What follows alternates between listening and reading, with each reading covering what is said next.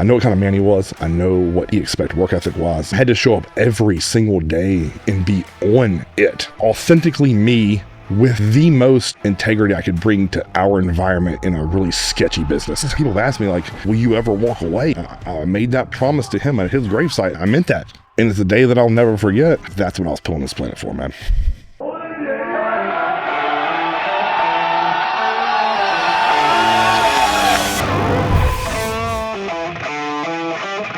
It's time to sit down, keep it real, and cut the bullshit. Welcome to Table Talk. All right, Cris, it's great to have you on. I've been looking forward to this for a long time. Yep. The question I want to lead off with is, what was it like the first time you came down to train with John? And it was at our old gym? Yes. Because I know what my side of it is, but I don't know what the side of the other person is. Yes. Yeah. So I know nothing about this. Okay, right? Perfect. Heck yeah. Okay. So this is incredible. I can't tell you how many times I've told this story. Yeah.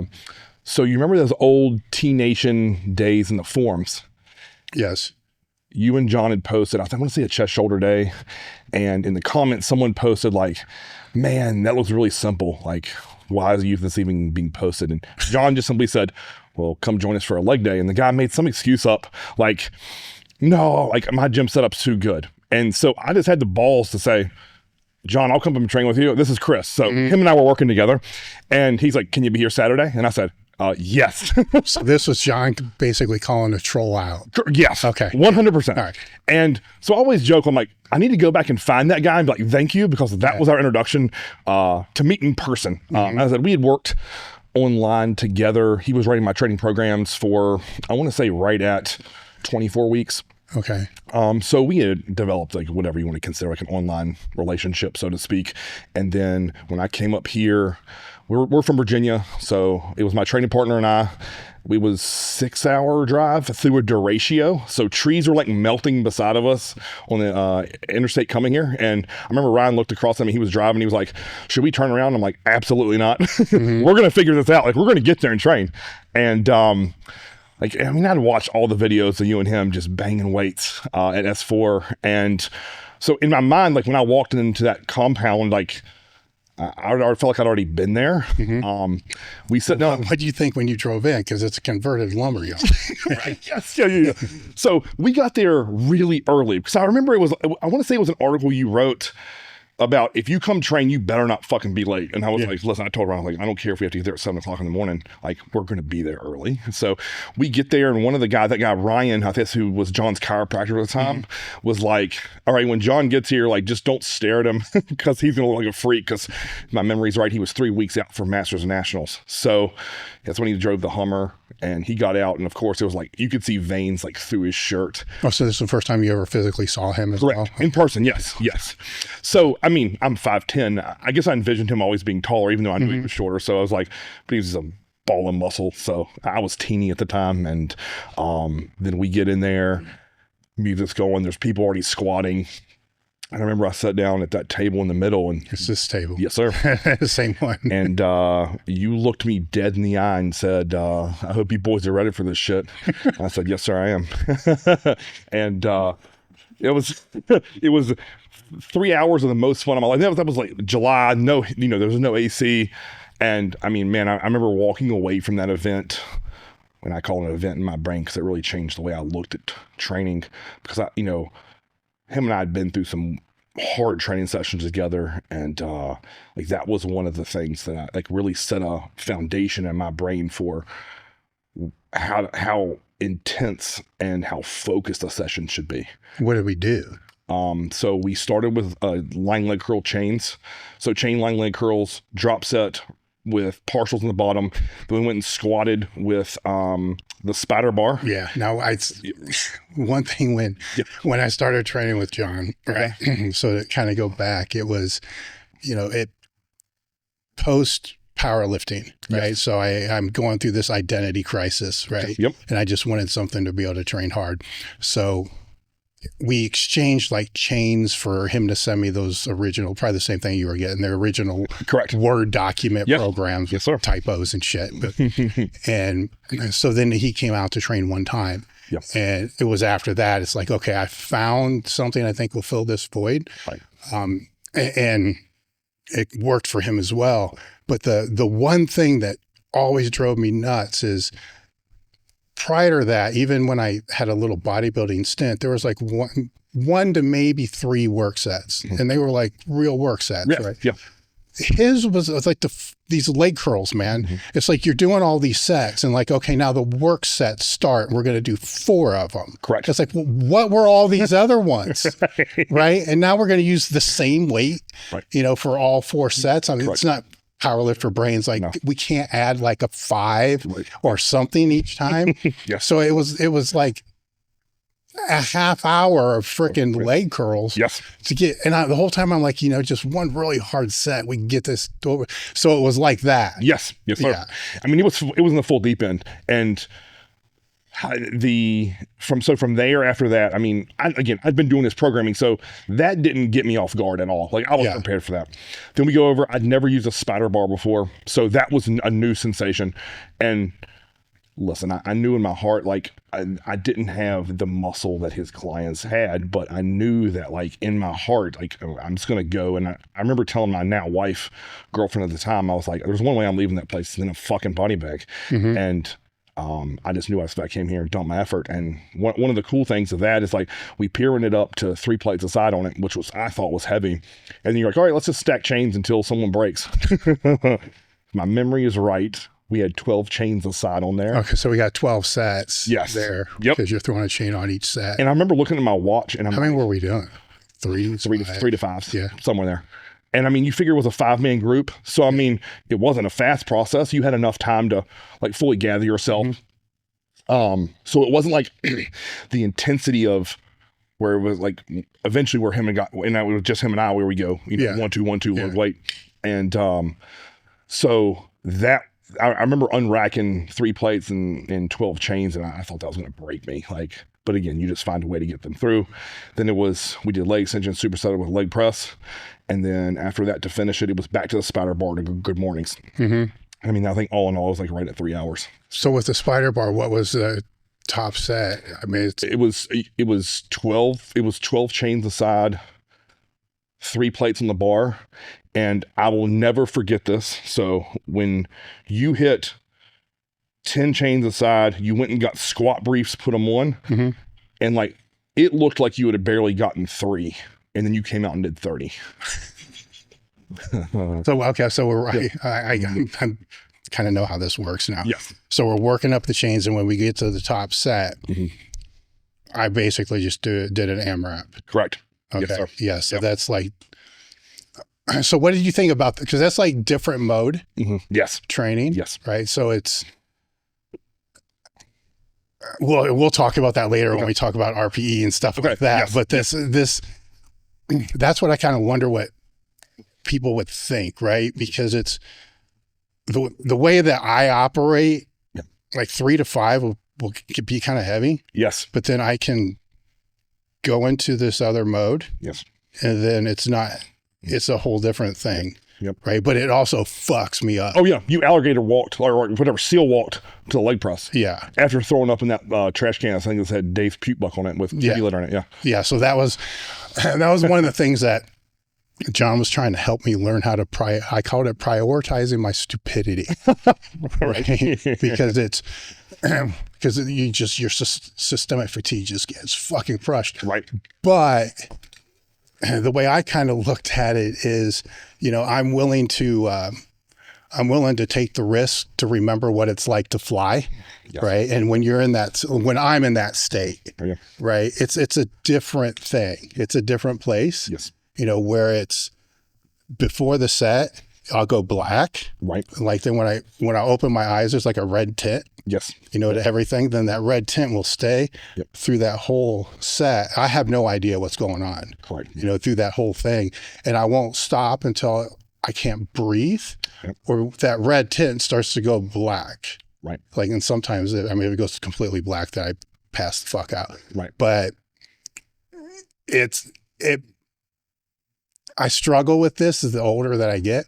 Part of me thinks it's necessary for people to learn. The other part, maybe not so much because, you know, I don't know. But as you're seeing that, yes. right? Because John learned he can control it way better. Yes. The other thing was he also knew what was after that. Yeah. I'm just like going like, this might just be it. Right. Some leg curls and we're done. Yeah. Right. I have no idea there's 10 other things coming. Yes. After that. So after that, it was on to what you said, the leg press. It was leg superset leg press. Yeah. For high reps, it was like 20 and 20. We did 3 or 4 rounds of that, like hard working sets, going up heavier each time. And then it was like, I mean, at that point, my legs were cooking. And then it was like, okay, hey, let's go back to that spider bar since you've never used it, and let's do good mornings. And I think we just rotated for like 5 rounds, and then we were done. And I mean, I was completely drenched through all my clothes. So, because I mean, that was back in the time where he would bring coolers and have ice packs and shit. So yeah. I do want to speak on what you were just talking about with that set, because here's what it taught me. And it's something that I, in the coaching world, question all the time is, can I teach that over the internet? And, I'd read about you talking and speaking about the void and going there. Mm-hmm. I thought I had been there. I watched you do that. And it was such an eye-opening experience. And I chased that for the next 3 years because it was burned into my brain where I had to go, or where someone could take their brain and body in a set to eventually propel myself to what I needed to do to build muscle. And in my mind, I married those two really closely. Yeah. And that was such a powerful moment. You figure I was 24. Yeah, I was 24 and saw that in person from someone who I looked up to, meaning you and John, and being able to experience that. And I knew how truly fortunate I was to be in that moment. And I thought, man, if I never see you guys again, like, I will walk away with that ever impression of like what I would view a work set to look like. Mm-hmm. It's a tricky thing, because we're talking such a huge variance to where, in a normal, there's different training mindsets. And this is when I'll have people on that will talk about RPE. I get it. I understand from a powerlifting background, it's pretty easy to figure out, if I'm going to do 5, I know if you do a heavy triple, I know, how many you're going to have left. But it's different when the reps start to get over 6, 7, 8. Agreed. It's something that you could do for 8 in a normal mindset, you might be able to do for 16. Correct. If you're someplace else. Yeah. And so if we use the case of this spider bar thing, if I would have stayed in just a training mindset, maybe one more chain for a set of 5, would have been it. But you go from 5 reps to what, like 20 something? I believe it was 30. Like 30? It was definitely north of 20. Okay, which means the set that I did before that was 26 reps in reserve. Correct. This is where I have this issue with this reps in reserve. You and I both. Yeah. Because that set before that was definitely effective. Yeah, because you would have said it was hard. I watched it and thought it was hard. Yeah, exactly, right? So when you're talking like 3, the only way I really know how to figure this all out is you're going to have a rep in reserve of a normal training state, right? Then you're going to have this elevated training state, which is going to be different. Yes. Which you got to kind of prioritize where that's going to be because it's systemic fatigue. But there's the other component of all this, which we'll get into later, is it's exercise dependent. Right. Our squat's going to be way more exhausting than if I did the same thing on fucking cable curls. Right. Yes. Right. Yes. Right. Yep. So the cable curls should be trained hard. People, I think the reps in reserve thing has got people to train less hard. Agreed. Than what they would, because if somebody can come up and train with them and then force them, push them, coach them, whatever you want to say. Right. And if they can get double the reps, whatever the way, then it wasn't 2 reps in and I would agree that 2 reps in reserve is a good rule. Yeah. For most movements, not like the big ones like that. But I'd also argue that people are nowhere close. Agreed. To where they think it has to be. Yep. And that's why I have such an issue with inexperienced lifters being taught RPE, because I'm like, you don't know what a 10 is. How do you know what 10 is, or 12 or 13? So how can you judge a 6 or a 7 or an 8? Like, that's what I always struggle with teaching is you'll have someone like, oh, well, I failed. Like, did your brain fail or did your body or muscle fail? Like, and that for me is very hard to teach unless in my mind you've seen it and studied it and like really learned to, I mean, I think most people would say flipping a switch, but everyone's flip switch is different, and it also changes and evolves, right? Like what I thought was hard at 20 versus 30 versus now 40 is completely different. Well, it's an evolving thing, because this morning I was doing low rows on the cable machine, and during the work set, you know, and I'm getting closer to failure, but so I do the one work set, then the second work set, you know, I'm getting close. It's the same reps or the same range. So I'm like, did I even fucking try on the other one? Right. Yes. And there's 7 more reps there. And it's like, oh, yeah. So you know what I'm saying? Yeah, I know. You got to be conscious of it, you know, for those work sets, because it's easy to breeze through and work hard. Agreed. Right. But you can work harder. Yes. You know, so you got to always kind of question that. And the movements that are easy are like arm shit. Right. Right. Because, I mean, you can get as fired up as you want. Your triceps are going to stop when they stop. Yes. Right. You know, it's the bigger things. Yes. You know, something I've always wondered too is like, you know, the days where, I know the way to say this, and like when gravity feels like it's turned down, where shit just feels light in your hands. Where you're like, you know, you pick up the 150-pound dumbbells and you're like, oh man, like that's rolling. Where another day, you might pick up those same 150s and it's like, it feels like they're 200. So like when you begin to factor that in with RPE, that's why I think that's such a blurred line. And what may make that feel different, whether you're talking about like, were you adequately hydrated, nutrition, if all that stuff is the same, if you're on the same point of say a cycle or gear, whatever, like those days where you just feel like you can tear the world apart and you never want that session to end, like what do we do there versus like a normal day versus a bad day, you know? So there's a lot of variables, and it's with the clients that you're working with as you're trying to teach this. Is the hack around this just adding more volume until they figure it out? That definitely would do this trick. And that's why I lean into volume for newer novice intermediate lifters, because I view it very much like I view football. If I'm going to run a slant, I can't just go run out and do one perfect slant and call it a day.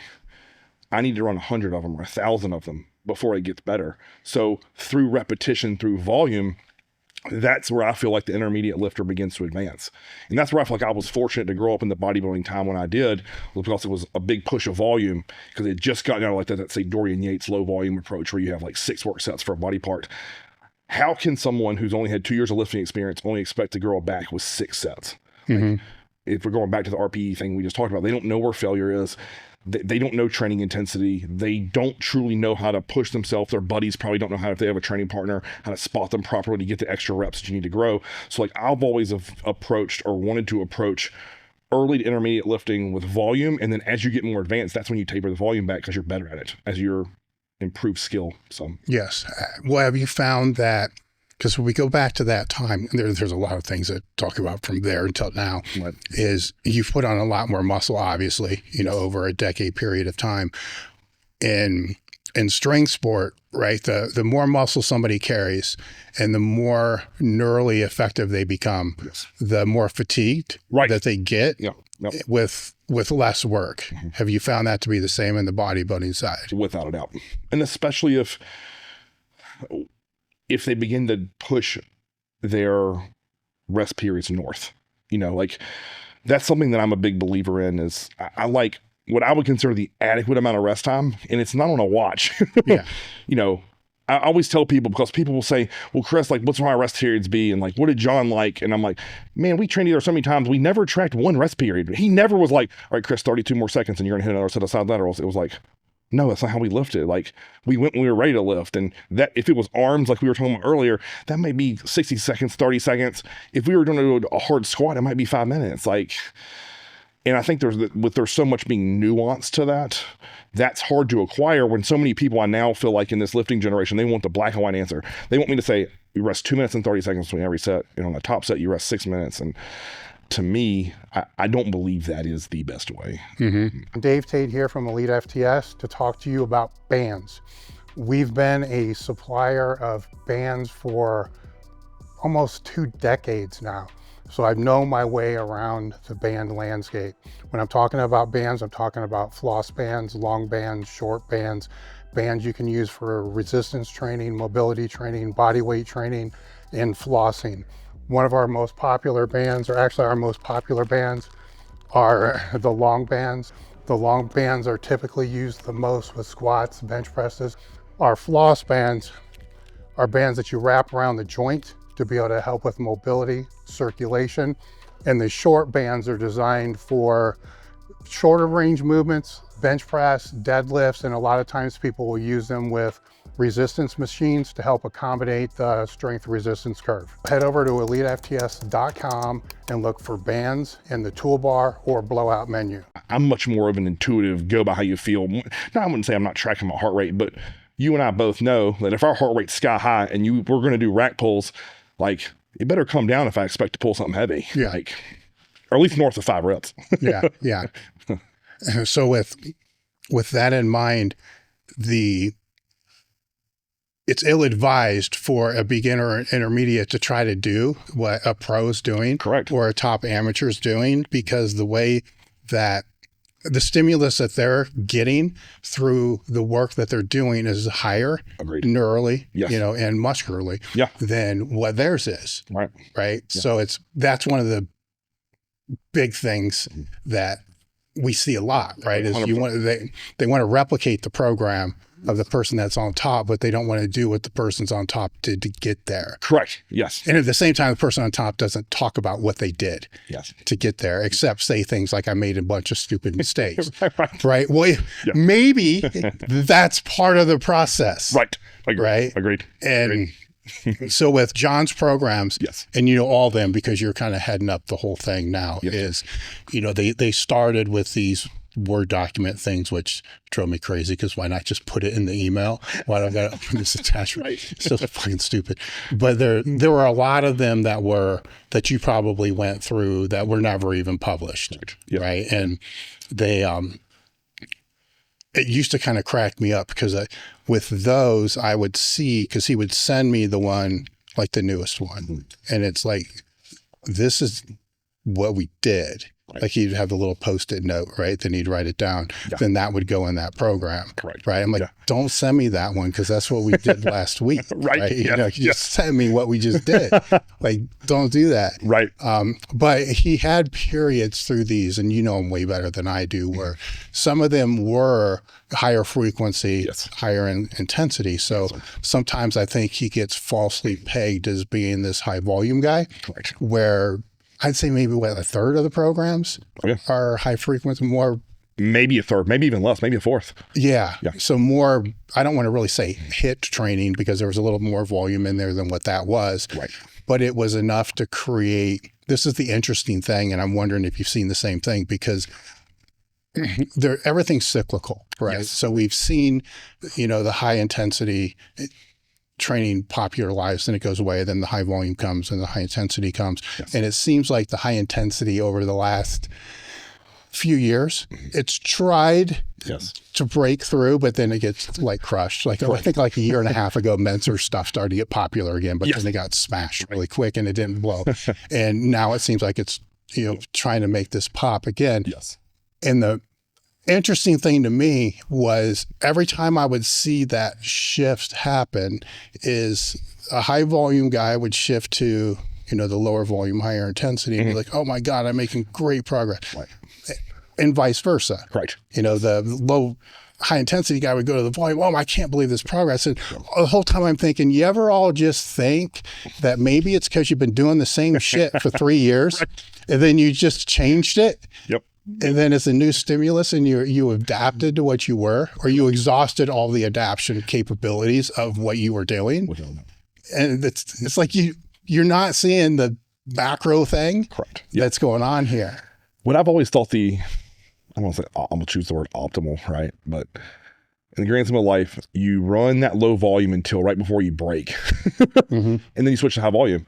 And you just kind of rotate those back and forth based upon how your body is feeling and responding. And to me, that always made logical sense. And then with the programs that I just released 2 programs on the Mountain Dog website, It's a hybrid. So it's a little bit of both. It starts with like activating the muscle like John used to do. Then it goes into like 2 progressive overload movements. Then it's like mega pump, and then we stretch.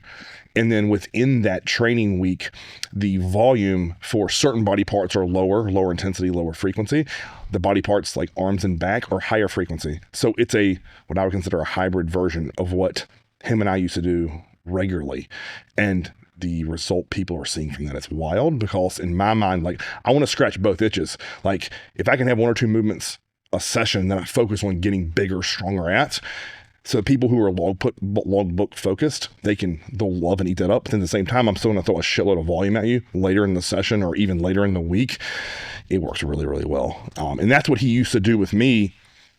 When I would do one of his programs, you remember the pump days where they're optional? He would have like, if we were on a high intensity program, he'd have my pump days be high volume. So I'm sure you remember those like 30, 40 set back workouts he used to do on pump days. Yeah.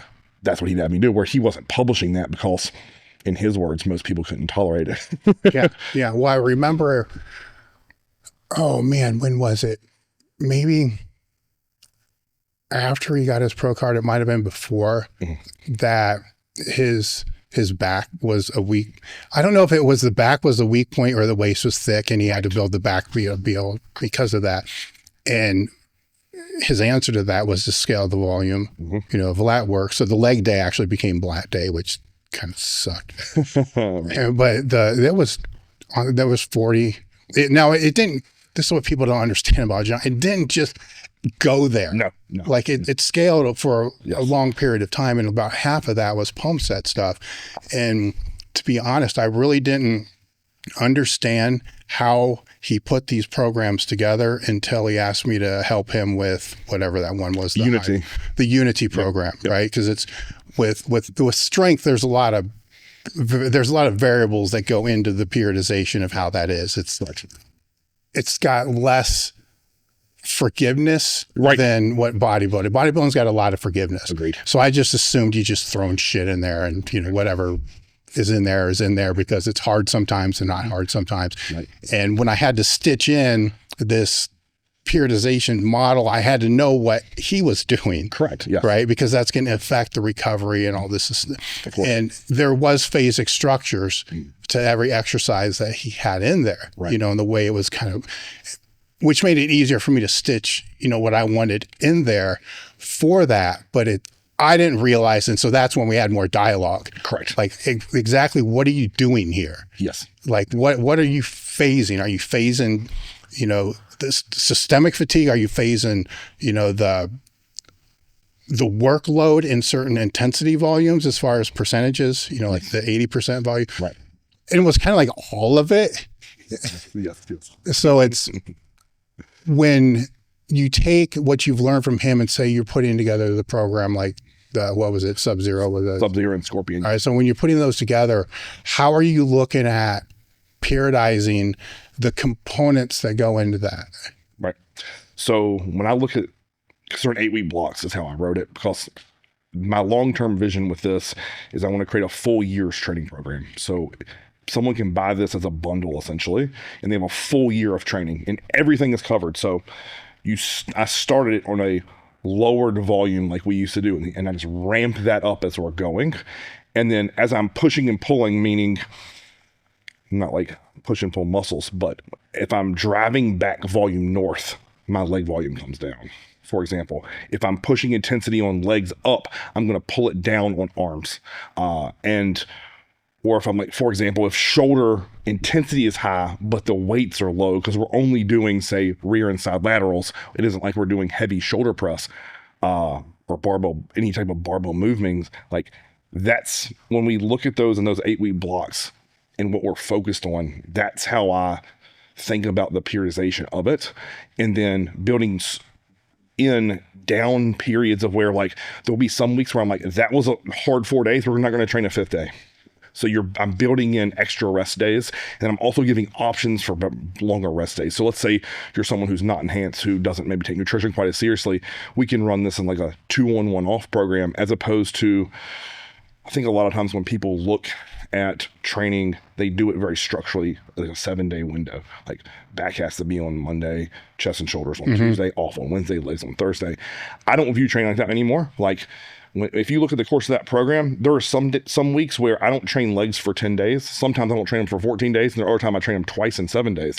And that's all solely based upon recovery capacity and how the other days of the week work in harmony with it. So I kind of joke people, like, it's like I have this whiteboard where it's like beautiful mind written. And it's just like up here, down here, and I'm looking at each body part grouping and like what we're going to say focus on for those 8 weeks versus the next 8 weeks. And then like I wrote it almost a journal style, so people get to know like me going through that, because I demoed it all and I treated it like he used to give. Like, I'm sure you remember when Creeping Death 1 came out. He's like, you're one of 5 people, do this, tell me what you think, give me feedback. And like that's what I did with a handful of my clients, and all of them, like I took what I found, what they found, and then when I go back in before we release it, I will tinker and play with, okay, maybe that day was too much. Yeah. You know, and I think we've all been a part of sessions where you're like, okay, I redlined that and probably went overboard, but the only way I think you can truly know that is if you've been past that line multiple times. Yeah. So when you're laying this out, you're laying out the back and the leg work first. Yes, like without that's a the doubt. base, and then everything else is going to fall in. Correct. Okay, Yes. that makes sense. Yeah. Right? Because if it's a strength program, you're laying out the squat. You're right. If I build a program, the squat's usually the main thing Yes. that gets built first, Correct. and then everything kind of falls, Of course. around that from there. With the clients that you have now, what would you say, what demographic are they? They all competitors? I would say it's about 50-50, maybe 60-40 competitor. I have a good group of what I would consider, there are people who are kind of on the fringe, right? They're anywhere between 20 and 50, and they just want more out of their physique, want more out of their body. They want to chase something every day. They want to have a program to follow. And some of those people transition to competitors, and others just want to look freaky on the beach. Yeah.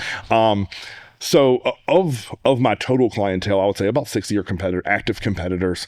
And then about 40 of those are more like what most would probably consider general population. But at the end of the day, like my general population are like what you would see at like a Planet Fitness. Like these are people who demand more out of their body and life, and they want more, and they chase. Oh, they just chase to be better. And at the end of the day, like when I first started doing the training world, that's all I ever wanted. And that's why I think I feel so blessed and fortunate to be where I am in this life is, I trained so many people who they were just coming because they were told to. And they were paying me because they felt like they needed to, or they needed a friend, where now it's like every person on my roster wants to be better, no matter what they're chasing. What would you say there's the common weak point? I'm speaking from strength world, right? Yeah. So the common weak point that they want to address, physically or mentally? Physically. Actually, we'll go both, because I see weak points as physical, mental, and technical. So we'll go all three. Yeah. So physically. I would say for the most part, what I'm finding is weak back, as if I'm talking about muscular, like weak back is something most people need to fix and work on. And I think that stems from the ability to keep their spine healthy. And I know that I don't want to get in the weeds of that, but a lot of that to me comes from not enough ab training, no TVA work, not being mindful each day of like stretching mobility. And I'm speaking to my active competitors here. Like everyone wants to get jacked and huge. No one wants to do the stupid shit in the floor for 5-10 minutes a day to get better. Like they don't want to work their vacuums, and they wonder why they can't keep their abs tight, like let's say on a hip hinge on an RDL, right? So when you pair that and you start saying, okay, now I have to start doing all chest supported movements because my lower back's trashed, I think that takes a density away from our back that we get from like dumbbell rowing, Meadows rows, one-arm barbell rows, regular barbell rows, rack pulls, deadlifts. Like when you start removing those because you can't train as hard because your spine is screwed up, like that's what I'm starting to see from a back. And then a second piece of that is shoulder training. People want cap delts, but they have traps developed. And that to me is exercise execution all day long. Yeah. One, they don't know how to train them. And that's something that John taught me. Like I did not know how to train shoulders properly. And he said, hey, Cris, like, look, we're going to remove shoulder pressing. We're going to get you really good and proficient at rear and side lateral movements. So reverse pec deck, dumbbell side laterals, cables, all that stuff, all the partials, all the stuff you've done with them. And we're going to take the reps north through the roof. We're going to go no less than 15. It's going to be like 15 to 30 reps. And you're going to learn to like fight pain tolerance. And like, that's why I felt like my legs were always good, is because I could handle pain tolerance. Technically, legs came easy to me, where shoulders, like, all I did was fill in my traps. So once we fixed my form, and then he taught me, like, hey, like, let's just double down on your rear and side laterals, take your reps north, then my shoulders started to get full and round, and like, they're one of my best body parts. So with going back to the back, is what you're saying, that if their back's jacked up, then the effect of that is they're not able to maintain the spinal position that they need to be able to do a Meadows row or whatever it's going to be through the range of motion that's necessary for the growth that they need.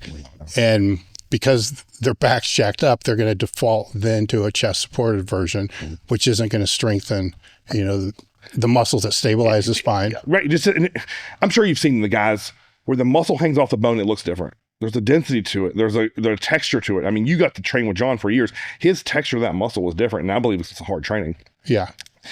I have no scientific evidence to prove it. People are going to say, oh, maybe it's genetic, and there probably is some portion to that. But I think the way we train definitely has an impact on the look that our muscle takes. Most certainly, because with your back, for instance, what I've seen in the strength world, what I saw even with some of the pros that would come down to train with John, is they fall into a default elbow position on everything that they do. Right. So if it's pull downs, their elbows are always in. If it's rows, their elbows are always in. So everything's just kind of driving down, which is going to be, you know, lat, right? Yes. But when the elbows aren't out, then they're not developing, you know, the upper back. Correct. You know, so they have this hole. Yes. Right. Yep. In the upper, or the inverse is true. Yeah. 100%. Elbows out on everything. All upper back, you know, no lats. so they got real thick upper back, but they got no fucking lats. Correct. And when you see them train, it's obvious. Yes. Right. And in the strength world, it will manifest as how they're going to be able to stabilize a squat bar or a bench when they're bench pressing. Correct. Right. They don't know how to utilize the lats. Right. So, and you would think some of these machines, like, default you in, you know, it's like a lot of the chest supported row machines default you into this elbow out, right, until you put an attachment on it, and then it's right in there. And that's, how do you contextualize that for the clients that you're working with? Because it can just say low row. Right. Right. And that low row can be a lot. It could be a face pull, man. Yes. Yes. So here's how I do that. I fix that through YouTube. And I learned that from John. Yeah. So if I have a low row on there, you have an accompanying video that you see the technique and form that I expect. And I'm really fortunate to have my brother as my camera guy, and we'll go in the gym. Like if I write that in the program, we will literally film it that week, and I will talk through exactly what I wrote in that program. So it's like, if I want your elbows to be here, I want them, here are your coaching cues on it, and I think you simply replicate that. But I'm sure as you'll find, or if you found or saw, people can still see that and still miss.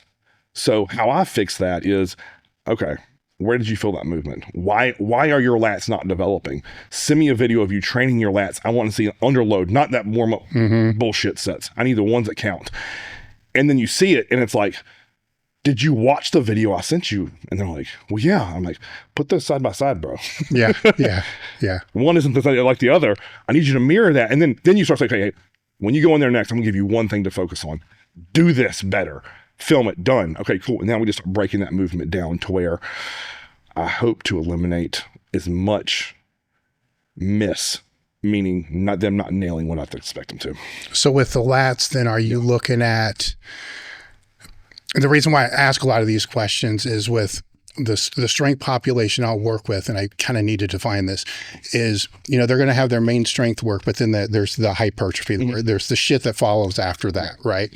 And the issue I see with a lot of in the strength world when it comes to those things is they don't do it as optimal as they should. Right. They muscle fuck everything. 100%. Right. Yep. And they're not training like a bodybuilder would train those movements, you know, so if they did that, then they would need half as many sets and get twice the results that they normally get, right? Yes. And it becomes, a little bit more complicated for them because it should always be in, the program, because it feeds more things than just that. Whereas with the lats, it's a big one because it's some exercises are hard to make, like a barbell row. Some of these things are going to be hard to be able to maintain what we would consider really good technique. So there's going to be some muscle fucking that should be in there. But they're put in there for that reason too. Correct. I agree. See, that's what I wrestle with in my brain all the time, right? Like, I don't want you to be cute and lift the pink dumbbells. I also don't want you to lift so ballistically that you're completely missing what we're after. Because, I mean, if you have a strong individual with big ass traps, strong arms, and big rear delts, they can take a barbell row and pull 4 plates and not think twice about it. Did you feel any of that in your lat? No. Okay, when I watch you do it, none of your lat fibers aren't working other than just stabilization. So it's like, how can we find the marrying of those two, right? Of like, I need some technical skill and aspect of like you thinking about where we're training, what I want that, if I took a highlighter and put it on the lat, like where it needs to be. But then I also don't want you to lift like you're in a library. Like, I need you to like rip weight, bro. Like, Well, and with your demographic, I'm going to assume most of them are not sub 25% body fat. Right. So this is the cool thing about a lot of these movements, and it's one of the things that I picked up through John, is you can see what's happening. Right. And he was a different level of seeing what's happening, because the paper thin skin, I mean, you can see what's firing. Fouled out.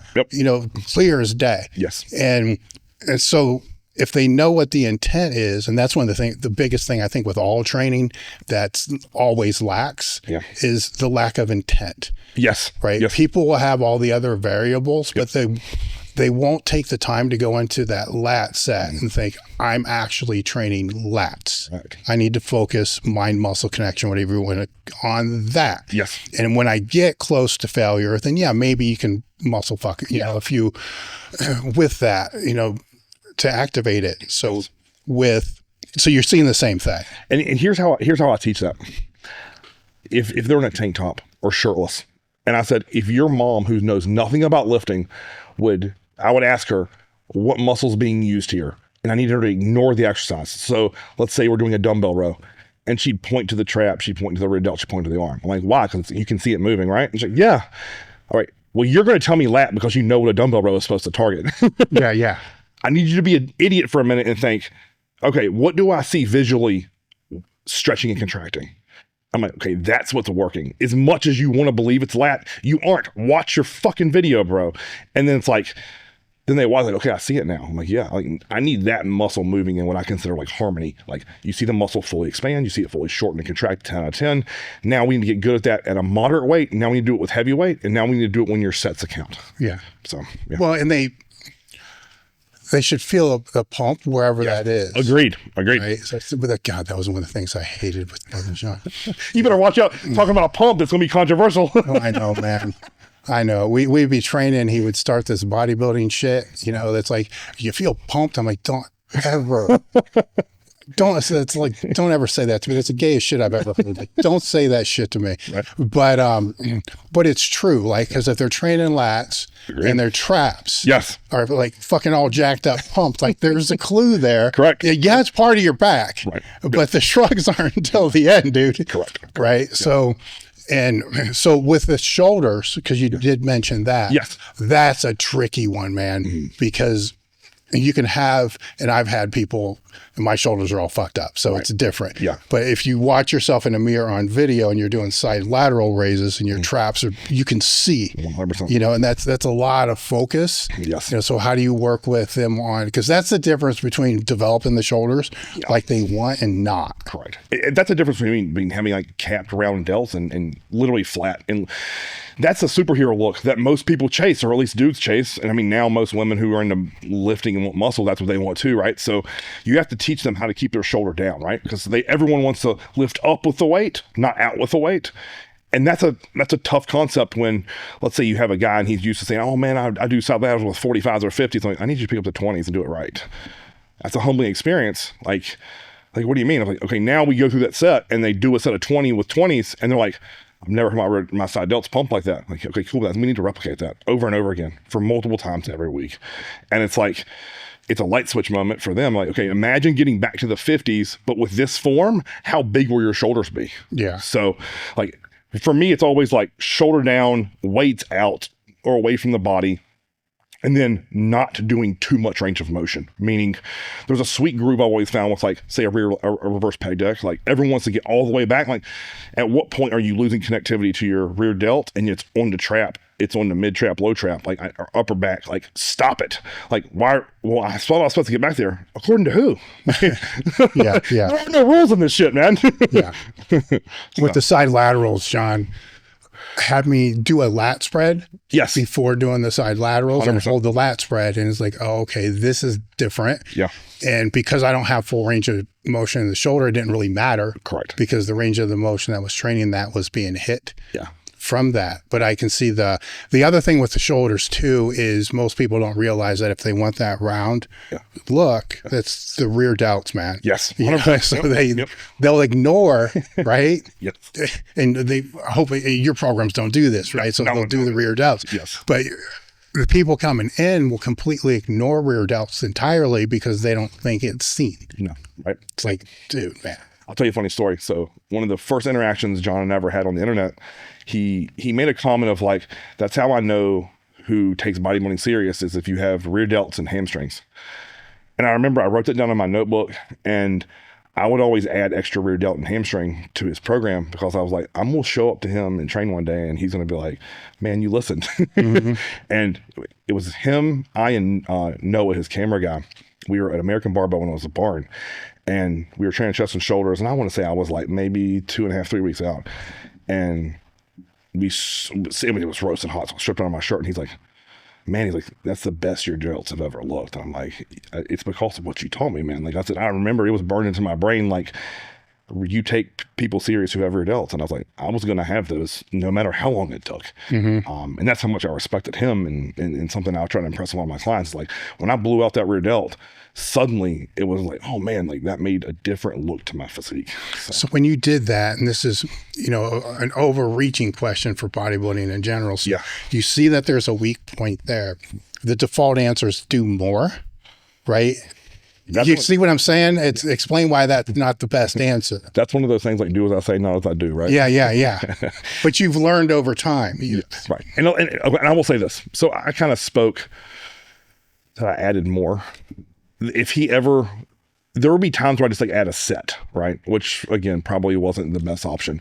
But if he like say had a front delt exercise in there, I would just replace that with a rear delt. Mm-hmm. So there were some times where I did it intelligently and there was other times when I'd like dummy headed it and just said, I'm going to do some more. Like, you finish training the back day and you're like, it's a back pump day. I'm like, well, I feel good. I'll go do 3 sets on the reverse back day. Like, so yes, that's one of those things where in hindsight, retrospect, I should have just gotten better at rear delts as opposed to adding more volume to it. Now it did work, but how much longer extra did it take because of the recovery capacity? And that'd be a question I'd never know. But well, if you have a competitor, right? So they do their show, then you discover that the upper pec or whatever is a weak point, something that can actually be addressed through training. How do you go about addressing that to change before their next show, assuming they have 6 months and it's not like, it's a 6-week off season. Right.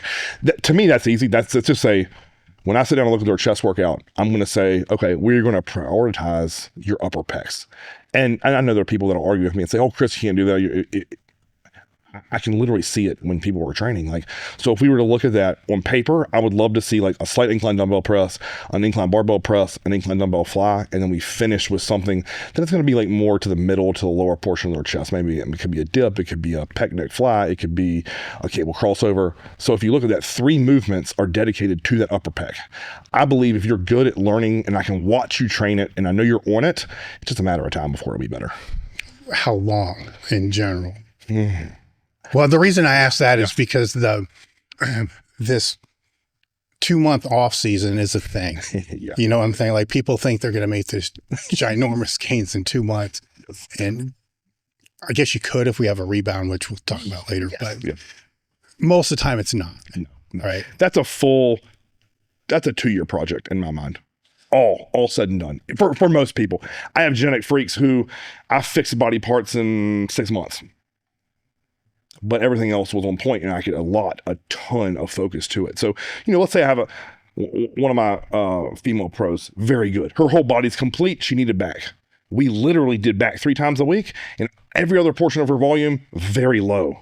We were doing sets of lats before legs, if that gives you an idea of how I was building that in. But she had a specific body part we had to fix. So that's a different scenario as opposed to if I have a newer guy or girl come to me and they need to, let's say their lats are weak, but their whole body's weak. I have to really convince them that like, hey bro, like we need to step back. Your whole body needs to grow. And maybe we had a singular training day to address that upper pec, right? So if you have chest and shoulders, let's say on Monday, and then we train chest again, standalone as a pump day on Friday, then we maybe look at like doing a very similar workout that I just laid out early for you, but we remove the barbell press, we put a hammer strength incline press in there. Instead of doing the incline dumbbell fly, we're gonna do a incline cable fly. And we're keeping them a little bit more safe, so to speak, on the shoulder joint, so we're not destroying it. Because, I mean, I'm sure as you know this, if you begin to attack a weakness, what's going to be the weak link when training that, right? Like, so if it's biceps, how long are your elbows, wrists, forearms before something breaks? Because you can't just throw the kitchen sink at something, obviously. So you have to do it intelligently. But to go back to, you asked me about the duration, I would say 6 months to 2 years for most people. Depending upon how far behind the body part is and how, honestly, how hard they're willing to work to fix it, right? Because I can write you a perfect program and you just half-ass it because it's a weak body part for you. You don't connect to it. It's not as fun as, say, you know, if you were talking about upper chest, like if you don't like that nearly as much as, say, leg training, and then you're just dumping your heart and soul in a leg day and you wonder why your upper chest isn't growing. Like, that's something that I had to come to terms with personally, like really aggressively. And something that John said to me was like, Cris, like there has to come a point where you realize that your legs are such a strength that we have to fix your upper body. Yeah. We have to pull back because you only have so much recovery capacity essentially. So I have to convince that client, like and when you say the word, put the rest of your body on maintenance, it scares them. So I try to stay away from that. I'm like, hey, we're just going to a lot more volume to the upper chest. We're going to pull back on the other slightly. Can you still progress with them? 100%. And a lot of times what you'll find is when I pull back on volume of their strong body parts, they actually grow more. Yeah. Yeah. So it's a conundrum, right? Yeah. What if it's a smaller body part? I think you can hit more frequently. I really do. I really believe we're talking about shoulders. I think you can hit shoulders 3 or 4 times a week if you do it intelligently. And you aren't, you know, most people, they come to me with shoulder, meaning they lack the muscle in the shoulder there. They want to do all the pressing. I'm like, okay, that's what you've always done. Can we try it my way or John's way, or, you know, a mixture of our thoughts? And there might be some hesitancy there, but I'm like, what do you have to lose? They're terrible. I just bluntly speak, like, you have nothing to lose. Like, try it my way for 6 months. And if they cannot get worse, and then can we potentially do a little bit of what you want to do or a little bit of my thoughts? Like, you have one day that say maybe progressive overload heavier, where you do like, say, a shoulder press with your dumbbell or a barbell or a Smith machine press of your choice. Then we do like a side lateral. Then we go back to a machine press and we do a rear lateral. That's day 1. And you come back, say, 3 or 4 or 5 days later, and we kill it with volume, high reps, and just trash the muscle with blood, meaning mega pump, like to the point where it hurts. Like if you can touch your head at the end, you didn't do it right. And to me, that's going back to what I said about marrying those two ideas. Like that's what I've always found to be the most effective for most people when they need to bring up a weakness of our body part.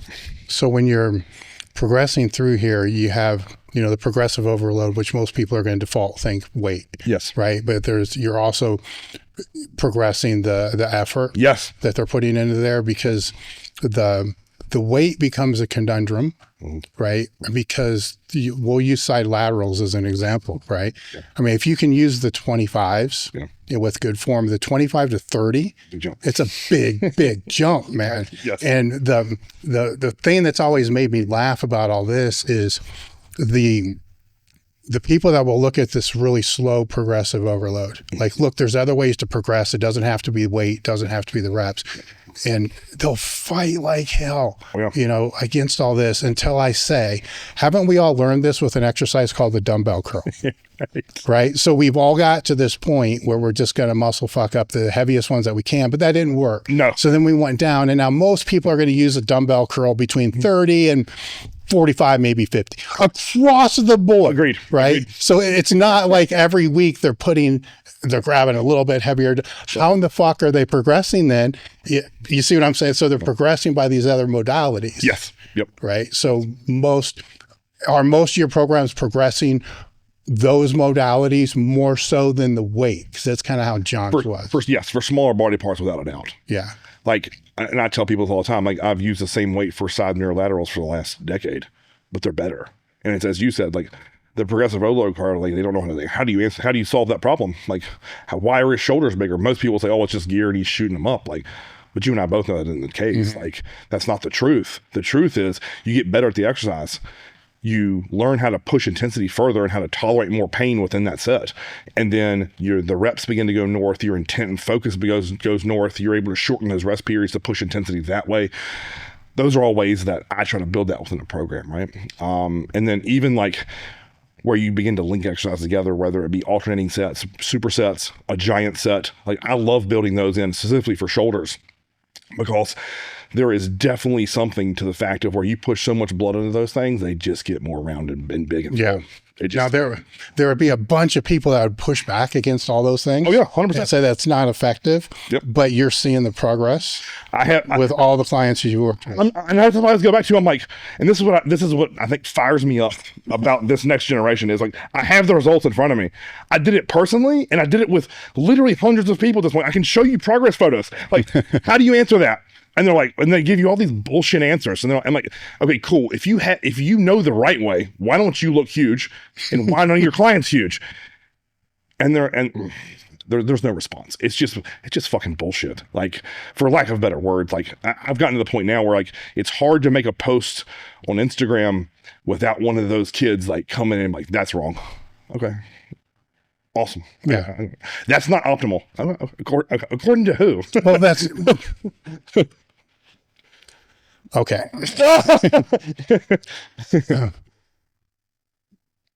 If we take somebody that's completely out of shape, yes, right? You may have had clients that are detrained. Yeah. They haven't done anything for 2 years and they start training with you, right? Their optimal is going to be different than somebody that you're training for an IFBB Pro show. 1000%. Right? Yes. Two humans, the optimal is vastly different. Agreed. So if the optimal is on a spectrum, how can somebody say that's not optimal? 100%. You see what I'm saying?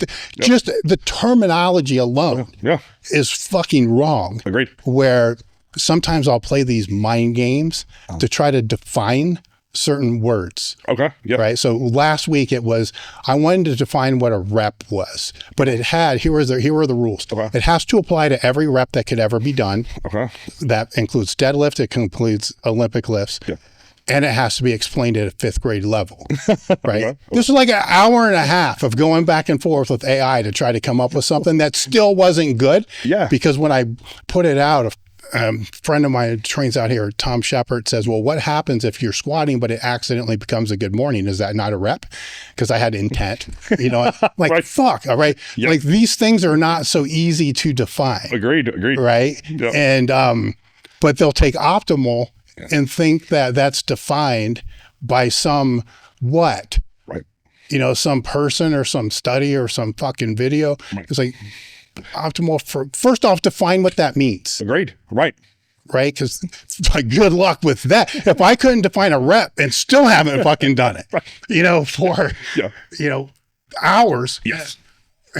But if you play this out, if people can't define a rep that's universally accepted, then how are they going to define a set? Agreed. Then how are they going to define an exercise and how it should be done, right? If you just work up this spectrum, but everybody will say this is the best way to train. It's like, motherfucker, you can't tell me what a rep is. You see what I'm saying? Yeah. So it blows all this shit out of the water, because if you're going to look at things in this optimal perspective, you have to define it. Right. Yes. Right. And then you have to define the fucking variables of that. I don't care what study it is. What's a rep in that study? Right. Yeah. How's it defined? How's it tracked? Because you see what I'm saying? It's like, yeah. I mean, so I know you remember those leg curl partials that John was in. there was a portion of time where people said those were fucking useless. You and I know from doing those, man, your hamstrings are on fire. Oh yeah, but now it's lengthened partials and it's supposed to grow more than the full rep. So yeah. Which one was it? Like, no one needed to tell me with a degree or some fancy study that worked. I had to do it one time. And I remember getting off the leg curl.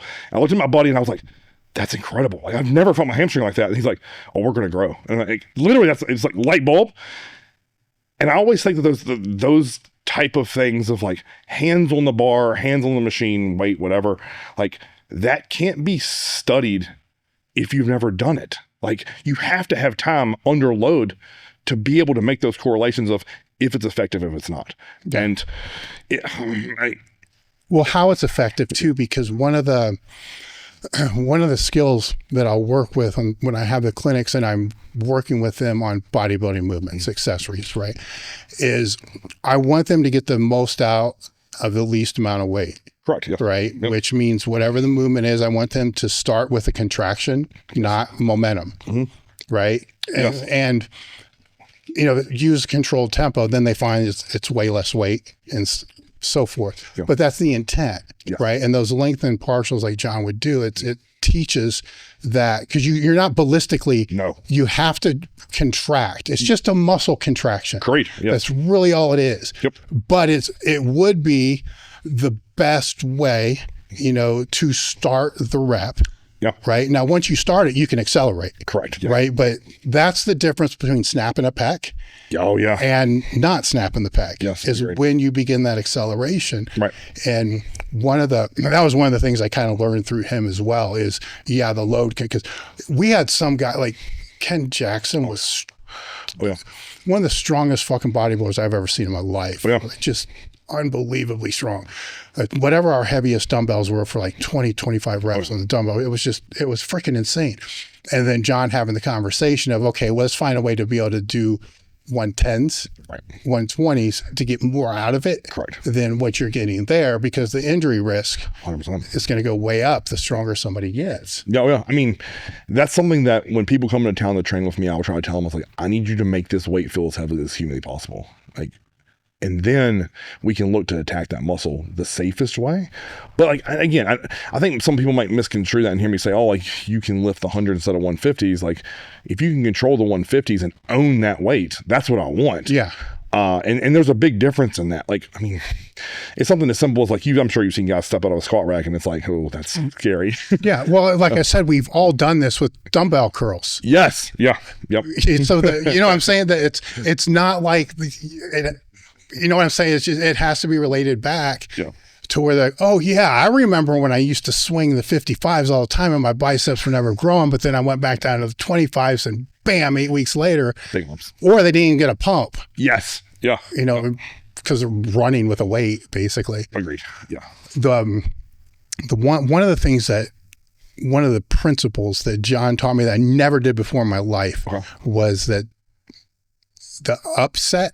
Oh, yeah. You know how you got the strip sets, you got this upset type of thing? Yeah. That was a fucked up one. Yeah. You know, on the leg press. On the leg press, yeah. Yeah. The ascending in the, I'm sure you remember that session where it was like, we did an ascending set, and he's like, well, the weight's already on there. Fuck it. Let's just do an ascending set right after. Yeah. Fucking unbelievable. Just brutal as fuck. All hell. Yes. Right? Yes. But you don't need warm-ups, man. No, so you it's don't. like, so I'll use that sometime when I'm trying to teach somebody, because I think you have to anchor effort. Yes. Right? Yeah, you do. So, and in the bodybuilder world, it would be termed intensity, but I think you got to anchor that. So when you're talking the RPE of 10, it's like, okay, you just did a 10. And like that upset is one way to really get somebody 1,000% to understand what that 10 is. Yeah. Then it's like, you don't have to train at that 10. No. But you need to train at like an 8 yes. or a 9. But now that we've established what the 10 was, where were you trained? Correct. Yeah. 4. Yeah. Ah, okay. Right. And that's one of the most effective ways that I've been able to teach that, because it's relatively safe. Yes. You know, because you don't want to do it with a squat. No. Yeah. You know, I heard this quote by Dusty Hanshaw once that he said that I used with one of my clients. We were training and we were doing the leg curls to start legs, and the guy looked at me and he said, how many more sets are we going to do? And I looked at him and I said, I'm just still waiting for you to do one. And he will tell you to this day, like, that forever changed his mindset of like, you've yet to do one singular set in my book that counted. And I remember when Dusty said that, I thought to myself, like, eventually that's going to be a tool in my toolbox for someone. And then I began to like notice that with more clients. It's like you watch their sessions or watch their lack of progression, and it's like, okay, so you're eating the meals, you're taking the supplements, you're doing the sleep. Like, what is going to be your driver of progress? It has to be in here, in the gym. And if you are leaving, if we're talking about RPE, if you're always below 7, how do you ever expect to get in like really intense focus results? And to me, like, that's why that's always a huge fallacy. And that's why I don't believe in that as a whole. Like, are there periods every year that you probably should use that or certain exercises? 1000%, but not as a whole, you know, like. Hey, do you think, because I did it when I was in my 20s, I'm sure you did as well, there's a phase where you just muscle fucking everything, right? Yep. And well, I don't think that's the best way to go about doing it. I've been unsuccessful in convincing anybody else to not do it. But because everybody I know that's been successful in any part of the strength sport world has all done it. Yes. Yep. It makes me wonder, is this a necessary phase to be able to go through? Yes, I believe so. Yeah. I have to. Like, one of the programs that John wrote that I was like, I'm okay with, like, I love most of them, but there's the Gauntlet, and that's a higher frequency model that is trained with lower intensity. Like, you're always going to be 9 or below RPE. And I remember looking at my training partner, and I sent him an email. I remember doing a text or a phone call, I can't remember. And I said, I'm going to try to do this at 10. And he's like, good luck.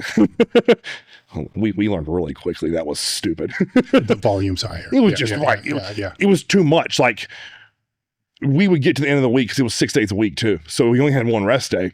By the time we get to that 6th day, man, it was everything inside of you to get to that 10, and we weren't progressing. And I remember after, I think we stuck through it for, I want to say 6 weeks.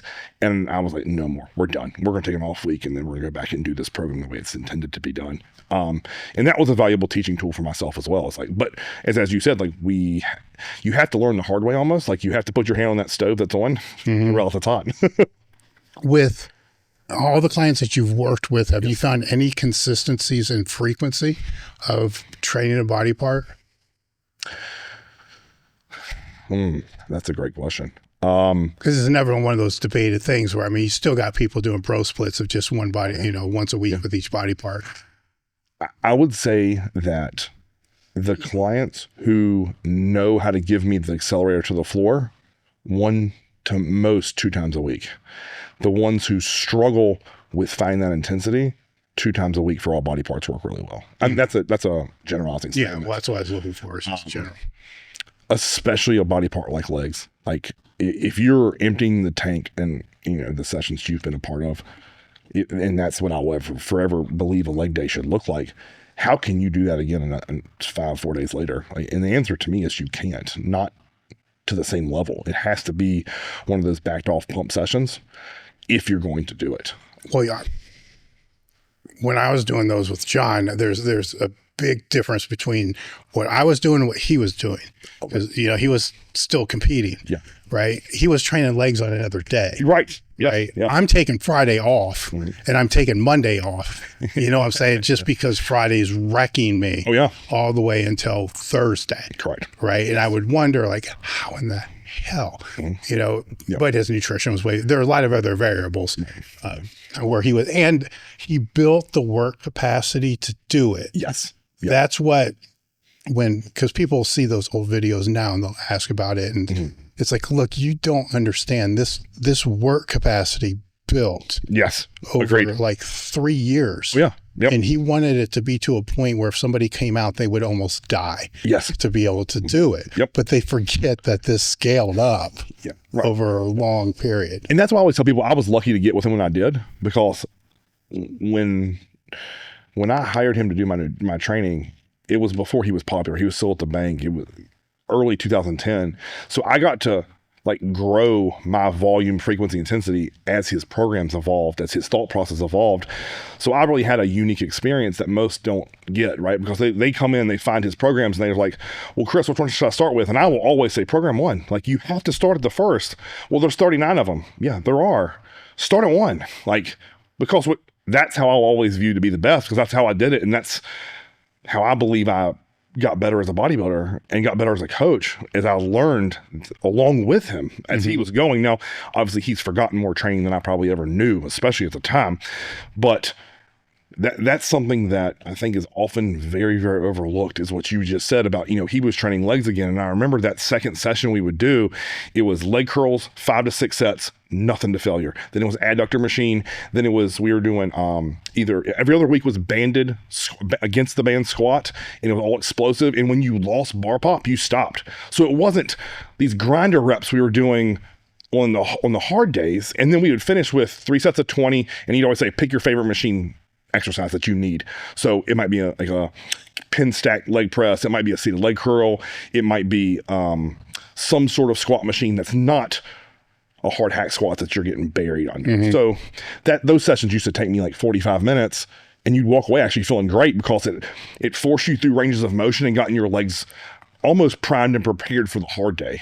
So that's something that people gloss over, and they don't think about like how intelligently that was put together. Like, that second leg day was almost like active recovery in my mind. It was still fun. We still got a big pump, but it wasn't something like I knew I was going to walk away with my central nervous system getting tacked. I wasn't having to like go to that place we were talking about early in the podcast where, it's almost like gun to your head, fucking figure it out, bro. Like, it's what I always remember, like him and I on that leg session over there, like, I just looked at me. He was struggling that day, and I was like, bro, he like, if you made me do 25, you better find a way to 25. And I'm trying to get choked up when I think about that moment, because it's a cool day. We got it on camera. One of your camera ladies did, and God, yeah. So it's like the difference in those sessions were so different. So, what do you mean? Meaning that hard day can't be replicated within the same week in my mind. It has to be a lighter pump day. Yeah. I'm with that session that you're speaking about. It was a easier day. Oh no, that day was not easy. Okay, so it was a harder day. That's a whole fun memory, because that lying leg curl loaded when you had, I think you had just brought that on the gym floor, and we were just tinkering around with it, and you came up and put a skinny orange band on it, and we were just adding quarters. And I beat him on reps and weight. Then we went to leg extensions. I beat him with reps and weight. And then you could see like that flip switch. And he was retired. Yeah. I was fully ready to go that day.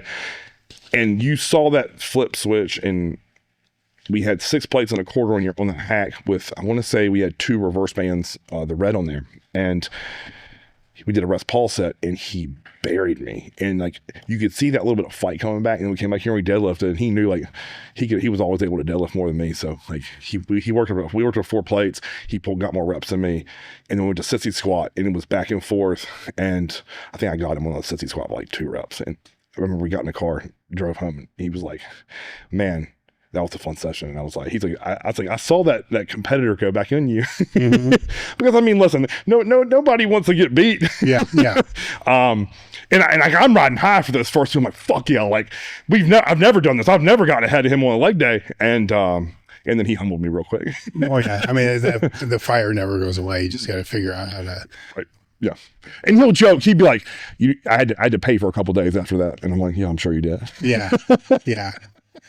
At what point through your coaching career did the clients become more emphasis than not, right? Because everybody that gets into the online coaching space, if they're being completely honest, they're doing it to be able to help support the sport that they want to be able to do, right? That's maybe not now, because the whole space, I mean, you've been in this a long time. Yes. The space has matured greatly from what it was before. Right. But there becomes a tipping point for the ones that have been around as long as that you have, to where it's like, oh, this is a business, and I have to treat the client's training has to kind of be more important than my own. Yes. And it's a hard pill to swallow. Yes. Right. So when did that pivot happen? That happened pretty early in my career, luckily. And it was a grim reality for me. I was training one of the girls who she's done nothing but win with me. Sadly, she's retired from the sport now, but I realized that singular day one of the gym members, because I used to work at a huge Gold's corporate gym. One of the members came up to me and was like, "Who's training who, her or you?" Because that's how good she was. And that very moment, I realized that like my ceiling for bodybuilding was here, and then my ceiling for coaching was significantly higher. And I've always felt like one of the things that I do well is that I'm not scared to get in the fire and still go at it. And that's one of the reasons John and I got along so well, is that I respected him so much, was that he was always able to turn that on whenever I came to town, whenever on the internet, whatever, fill in the blank.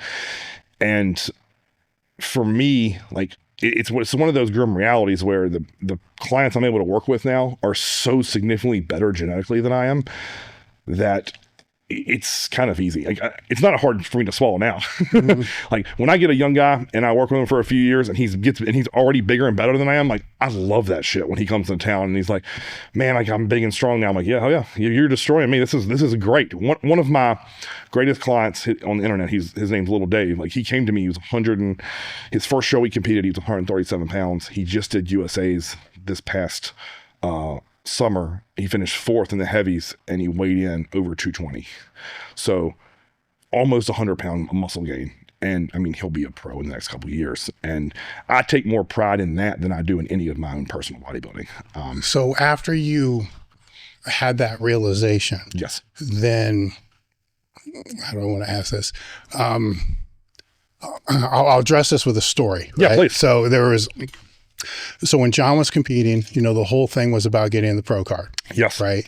And so and we all saw how many times that failed, you know, before he hit it. So him getting the pro card would be the same, in my opinion, as somebody winning the Olympia. It's all he's ever wanted to do, you know, and a lot of sacrifices made to be able to do that. Then he finally does that. And in my brain, I'm like, okay, you're done. Right. There's no reason to compete anymore. Right. And at that time, I think it was Muscle Mag or one of the sites, bodybuilding sites, they ranked the popularity of the pros and people that were on the scene. And John was like in the top 5. Right. So he didn't need the pro card to be able to build the business. He didn't need the pro card for any of this other thing. Right. He didn't need to compete as a pro. No. Right. So as soon as he got the pro card, then when I got the call that he was going to go do a pro show, I was pissed, man. Right. I was beyond pissed. Right. And this went on for a while. So there were a lot of argumentative conversations because I wanted to know fucking why. Like at this point, why? You don't have the genetics. We know you don't have the genetics. Right. You know, but he found this other why. And it's like, I don't know how to frame what I'm saying, you know, but it's the risk benefit ratio. All this doesn't play out, man. You got a wife, kids, and he treated them spectacular. So I don't want to take any of that away. No, you know, but more time could be, you know, devoted into that and building the business and all this other stuff. But fuck it, I'm going to go do these pro shows. Like, why? Yeah, so. And I still don't know, through all the conversations we had, how he wrapped his head around justifying that. But you're here and you still compete and you're still doing this. Right. So how do you justify your head around still trying to compete at a high national level? Because what's not going to work, and I'm going to take one excuse away real quick, go for it, is you have to do it because it's going to help with the clients and the marketing. No, this is me being brutally honest and vulnerable. I like to fucking feel that devil's breath, man. I love it. It's something I chase, right? Like when I found bodybuilding after football was taken away from me, I needed something in my life that I could chase. And I just said, like, I knew that being a good pro was never in the cards for me, but what was in the cards for me was progression.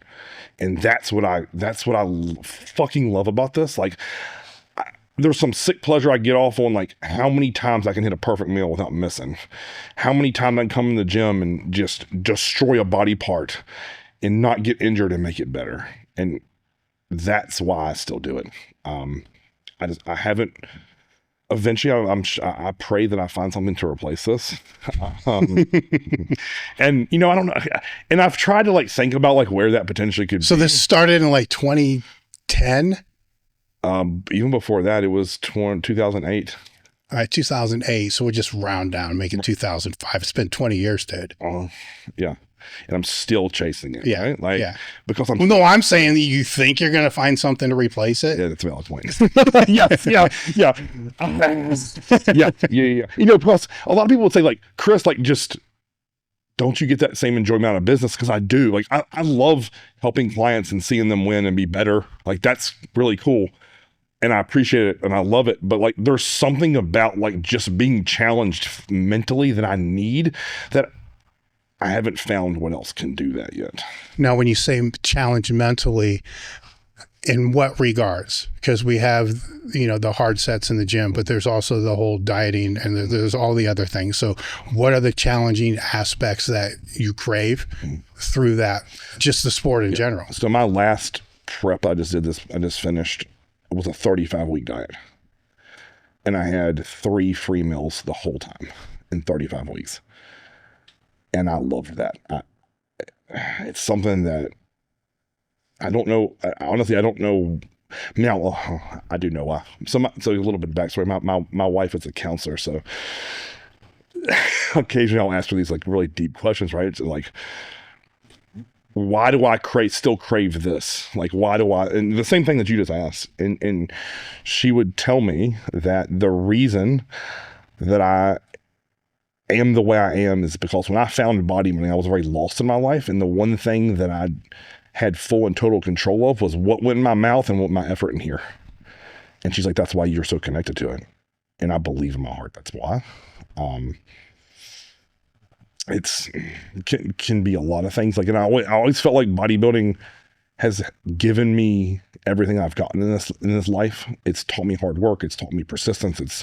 It's led me to meet people who I believe I was supposed to meet, and put me in rooms like this. And I think that's why I still chase. I don't think it. I know that's why I still chase it. Go a little bit deeper on that, because please. You can control what goes in your mouth and the effort that you put in, but that doesn't necessarily control the outcome. Yeah. And I think that's part of why I like it, right? Is like, I can do everything right and still get beat. Like, that's kind of, and I said it when I lost football, right? Like, one of the things that I loved about that sport was I did punt returns, and you would like, it's this like delineation of like catch the ball versus getting hit in the mouth. So it's like you have to have 2 focuses at once. Yeah. And that adrenaline rush is what I feel doing this. I also feel like a need to lead by example for this next generation of lifters, where they're getting so confused by what's right, what's wrong. And I think you and I both know there's more gray area in what we do than there's black and white. And I also am doing this to show that like I've made some of the best progress in my bodybuilding life from 38 to 41, that it's still possible. So, yeah. With the younger lifters. Yes. I see this a couple of different ways, right? Where I see what everybody else is saying, they're all misguided and all this other kind of stuff, right?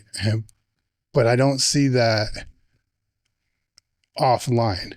I only see it online. Okay. Right? So if you go to a gym, or if you're in your gym training and there's younger lifters in there, here are some things to consider. Yes, this please. Is when you were a younger lifter in the gym and you were, training hard, right? Which, knowing your story, you were doing from the onset. I was fortunate. Right? You're one of the rare people in that gym that was actually training that hard, right? Correct. Yeah, 100%. Right? I don't believe that's any different today. It's just now that we're looking at it, right? We're not looking at that rare group that's over in the corner busting their ass. We're looking at the majority of the people saying they're all fucking lazy. But, if we go back to when you were the younger person in the gym, I'll guarantee there were older people walking in the gym saying, you know what, everybody in here is fucking lazy, right? So it's, I don't know. Now, online amplifies everything. Correct. But not everybody that trains is online. Right. Valid point. Yeah. So we have this misconception that every fucking American citizen is online. Right. Where I don't know, I should probably look this up. Right. I don't know what the stats are, but I'd be surprised if it's more than like 20% that have a social media account. Right. Yeah. You see what I'm saying? But we get inundated with all these people that do, which is probably the minority, and then assume everybody that's going to the gym is like them. That's a valid point. And I don't know if it is a equal microcosm percent-wise of that, because why train in a bubble, right? So people that come here are going to train different than somebody that goes someplace else. Right. But I don't think it's any different. Yeah. You know, I would actually venture to guess it's probably more of the ones that are serious about everything than when you came up. Okay, valid point. Right? So if that same gym still existed today and the same form and all that, and you were to walk in there, I would say there'd be twice as many people at least training hard, serious with intent than when you were there. Right. So was your demographic the bigger puss, or is the demographic today the bigger puss? All right. You see what I'm saying? So it's how you look. You definitely opened my mind there. That's something I've never considered. Because I will tell you a funny story. Like when I was young and small, the gym that I was at was a large gold gym, and people would watch me and they would I always viewed it as a cut down. They'd call me Mr. Intensity. They're like, the dude with no muscle, but he's in there trying to break his face.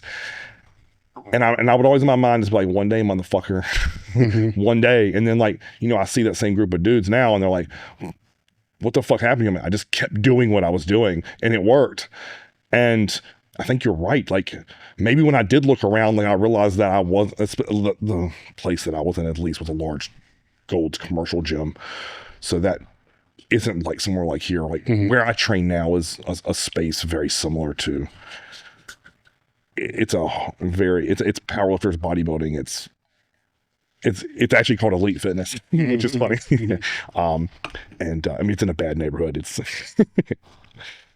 rough around the edges. So I don't have the same experience now that I did then when I was younger, like where I assume if I went back in that commercial gym to this day, I'd probably look around like, okay, there's more. And you're right. Like the probability of, if you think about the number of people who are on YouTube probably watching the proper way to train and follow the right people are probably higher. So yeah.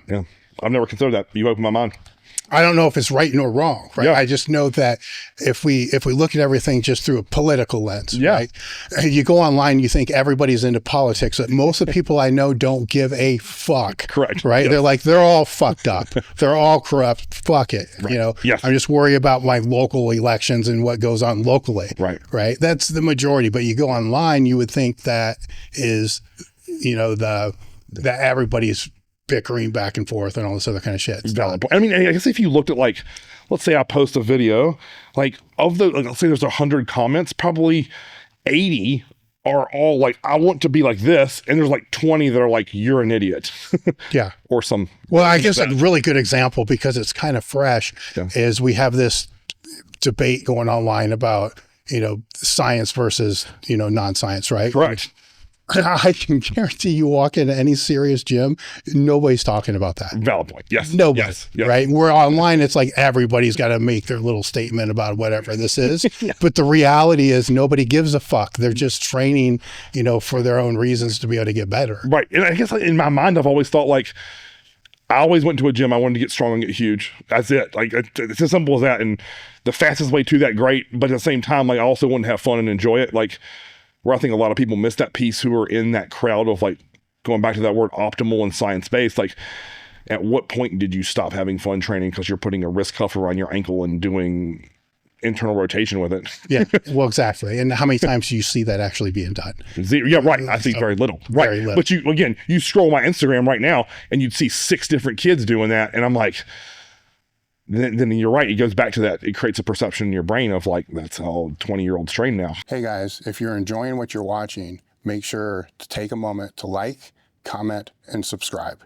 All right, we'll get into diet now. Yeah, and please. I'll start this with another John story, since we've been reminiscing about this whole thing. Yes. Is in my meathead identity crisis phase, I knew I had to take weight off. Okay. Right. So I first worked with John Berardi to be able to get it down, and then started to get a little bit lean. And I'm like, oh fuck, I can get lean. And so then I went through Justin Harris and Shelby as well, but I don't know what the order of that was. But with Justin, there's, the rebound was, I changed his rule forever on cheat meals too, by the way. Because with each one of these guys that I worked with, I always had this rule that, look, I'll get as lean as somebody that's going to compete is going to do up into 6 weeks out. Okay. And I just took this thing from powerlifting that the riskiest time is the last 6 weeks. Agreed. So I'll do everything up until that point, but then I'm out. Right. But with each time, it'd rebound back up to 280, where I just sat. My set point was like 280, 282. And I'd get down to like 240 and then boom. I mean, with Justin, I got back to 280 in like 10 days. Oh, easy. Dumb as fuck. But holy shit. Yeah. That's where I'm going to lead with this question. Yeah. John was different. Yes, because he saw the pattern of this, right? He was like, okay, we're going to do it. And there was no carb cycling, at least not with me. Not just very, very slight. Maybe a high day, but that's really it. And it was just long. It was long, right? Yeah. And I hit like 240, I have abs and all this other kind of shit. And I'm like, okay, we're fucking done. I was like, no, I might just 2 more weeks. John, it's just 2 more weeks. If we go 2 more weeks, that vein in your shoulder is it's gonna pop out. So he'd hook me with this shit. 100%. So I would go 2 more weeks, be like, okay, we're fucking done. Right. I'm gonna, because at that point I'm ready to eat everything, right? I got a list of shit that I'm gonna eat that's just in my notebook that's now 4 pages long of shit, like snowball pastry things that I hadn't had since I was 5 years old, right? Right, yeah. All this shit. And like, just 2 more weeks, man. And I think there's a vein starting up through your abs, and 2 more weeks, we'll be able to see that. And this shit keeps going on, man. Yeah. And then 6 weeks later, I weigh like 225. I mean, I'm way down. I'm like 220, 225. I'm like, John, look, man, I weigh fucking 220, 20 more pounds than I'm female. Like, it's right. This is done. Yep. And he said, how much do you weigh? I said, 220. He says, how much do you normally gain back? Right. And I said, probably 30 pounds. Right. So what did you tell me that you wanted to end up? Right. And I'm like, because he knew he knew it was going to spiral back. He did the math. Yeah. Yeah, he did the math. Like, here's the average of what your dipshit's going to do when this is all over. Right. So I'm going to take it all down and put it back up again. Right. So I have general diet questions, but the question I want to lead into is that post-show or post-diet rebound phase, right? For adding new muscle mass. Yes, sir. 2-part question is, how lean does somebody have to get for that to really be considered that? Yes. Somebody that just diets down so you can see their abs, is it lean enough to be able to achieve that? And is that actually, because it worked for me. Like, is it actually a thing? Yes. The rebound is real. And you'll hear a lot of smart people in the bodybuilding world, coaches, say that you need to chill, take rest after a show or a hard diet. I am the exact opposite. I have seen so many of my clients gain quality muscle tissue in that 6 to 8 week post-show or post-lean out better than about any time of the year. And if you had to gun to my head, say what I'm best at, it's this window. Like, as a coach, like, that's what I feel like I'm the best at. And so, I must have removed the word feel, because that's fucking bullshit. It's what I'm best at. Mm-hmm. And I'll answer the first question of how lean do you need to be. Yeah. I don't think you need fully striated glutes, but it needs to be close. Like, they at least need to be squared off. You need to have full quad separation, arms, legs, vascular, full abs every minute of the day. Like, no matter if you've eaten 6 meals and had a gallon and a half of water, you need to have them. Face needs to be a little sunk in, not to the point where you're like the way John had Skeletor face. Yeah. But a percentage wise, I always somewhere below 8, I would say, for a guy. And I know those numbers person to person are very, very different.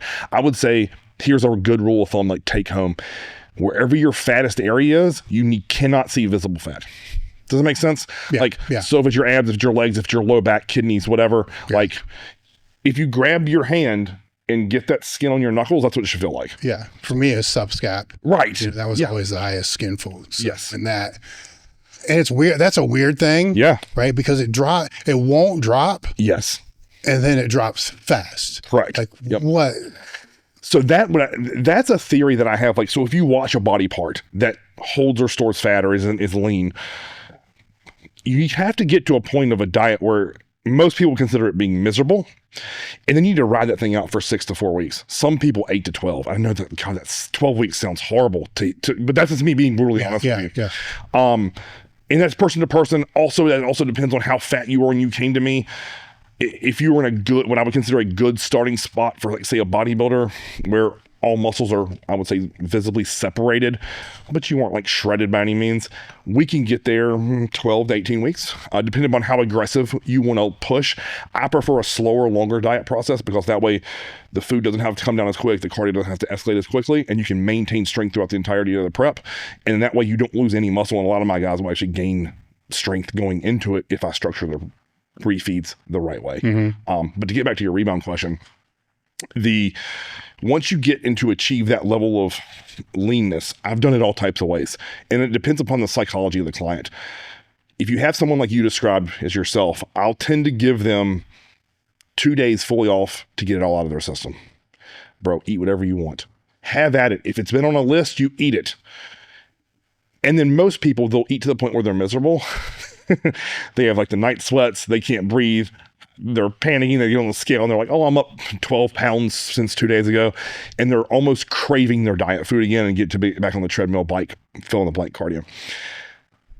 I've done it that way. I've done it to where I've given you like that night, you eat whatever you want. The next morning, you take your wife or girlfriend out to a nice breakfast, have whatever you want, and you're back on your meal plan for the entirety of Sunday. And then start Monday, we're onto your rebound phase.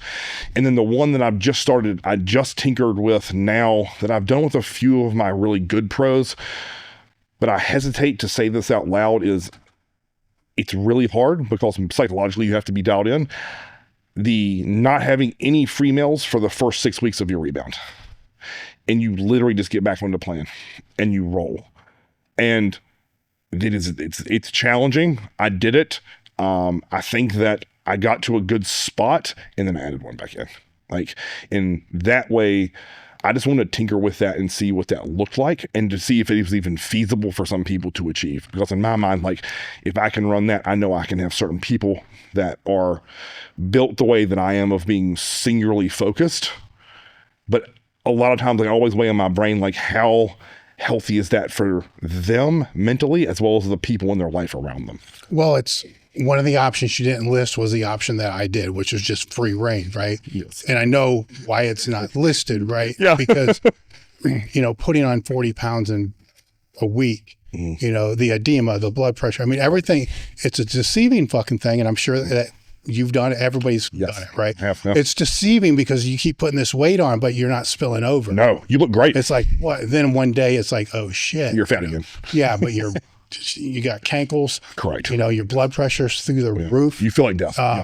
I'm sure people have ended up in the hospital. 100%. From doing all this. So if that is the best window or one of the best windows to be able to add new muscle mass, having a strategic plan. It's kind of a weird thing because powerlifting seems the same thing. Where you really need the coaches in the off season, Agreed. Not the pre-contest, because the off season is where you can fix things. Yes. Yep. Right. Yep. To where I'm sure people have hired you, they do the show, they're done, boom, they're off, and then they'll get back with you again when the next show comes. It's like, and they're no better. No, agreed. Right. Yep. So in this window here, there's a lot of variables that can go on there too, because if they're using PEDs, that's going to change. Yes. Somebody go completely. It's a mess, right? I mean, everything. Competitive bodybuilding is not healthy, right? So everything is at its worst. Yes. Show day when you look your best. Yes. So all that has to be kind of cleaned up as well. Great. Yeah.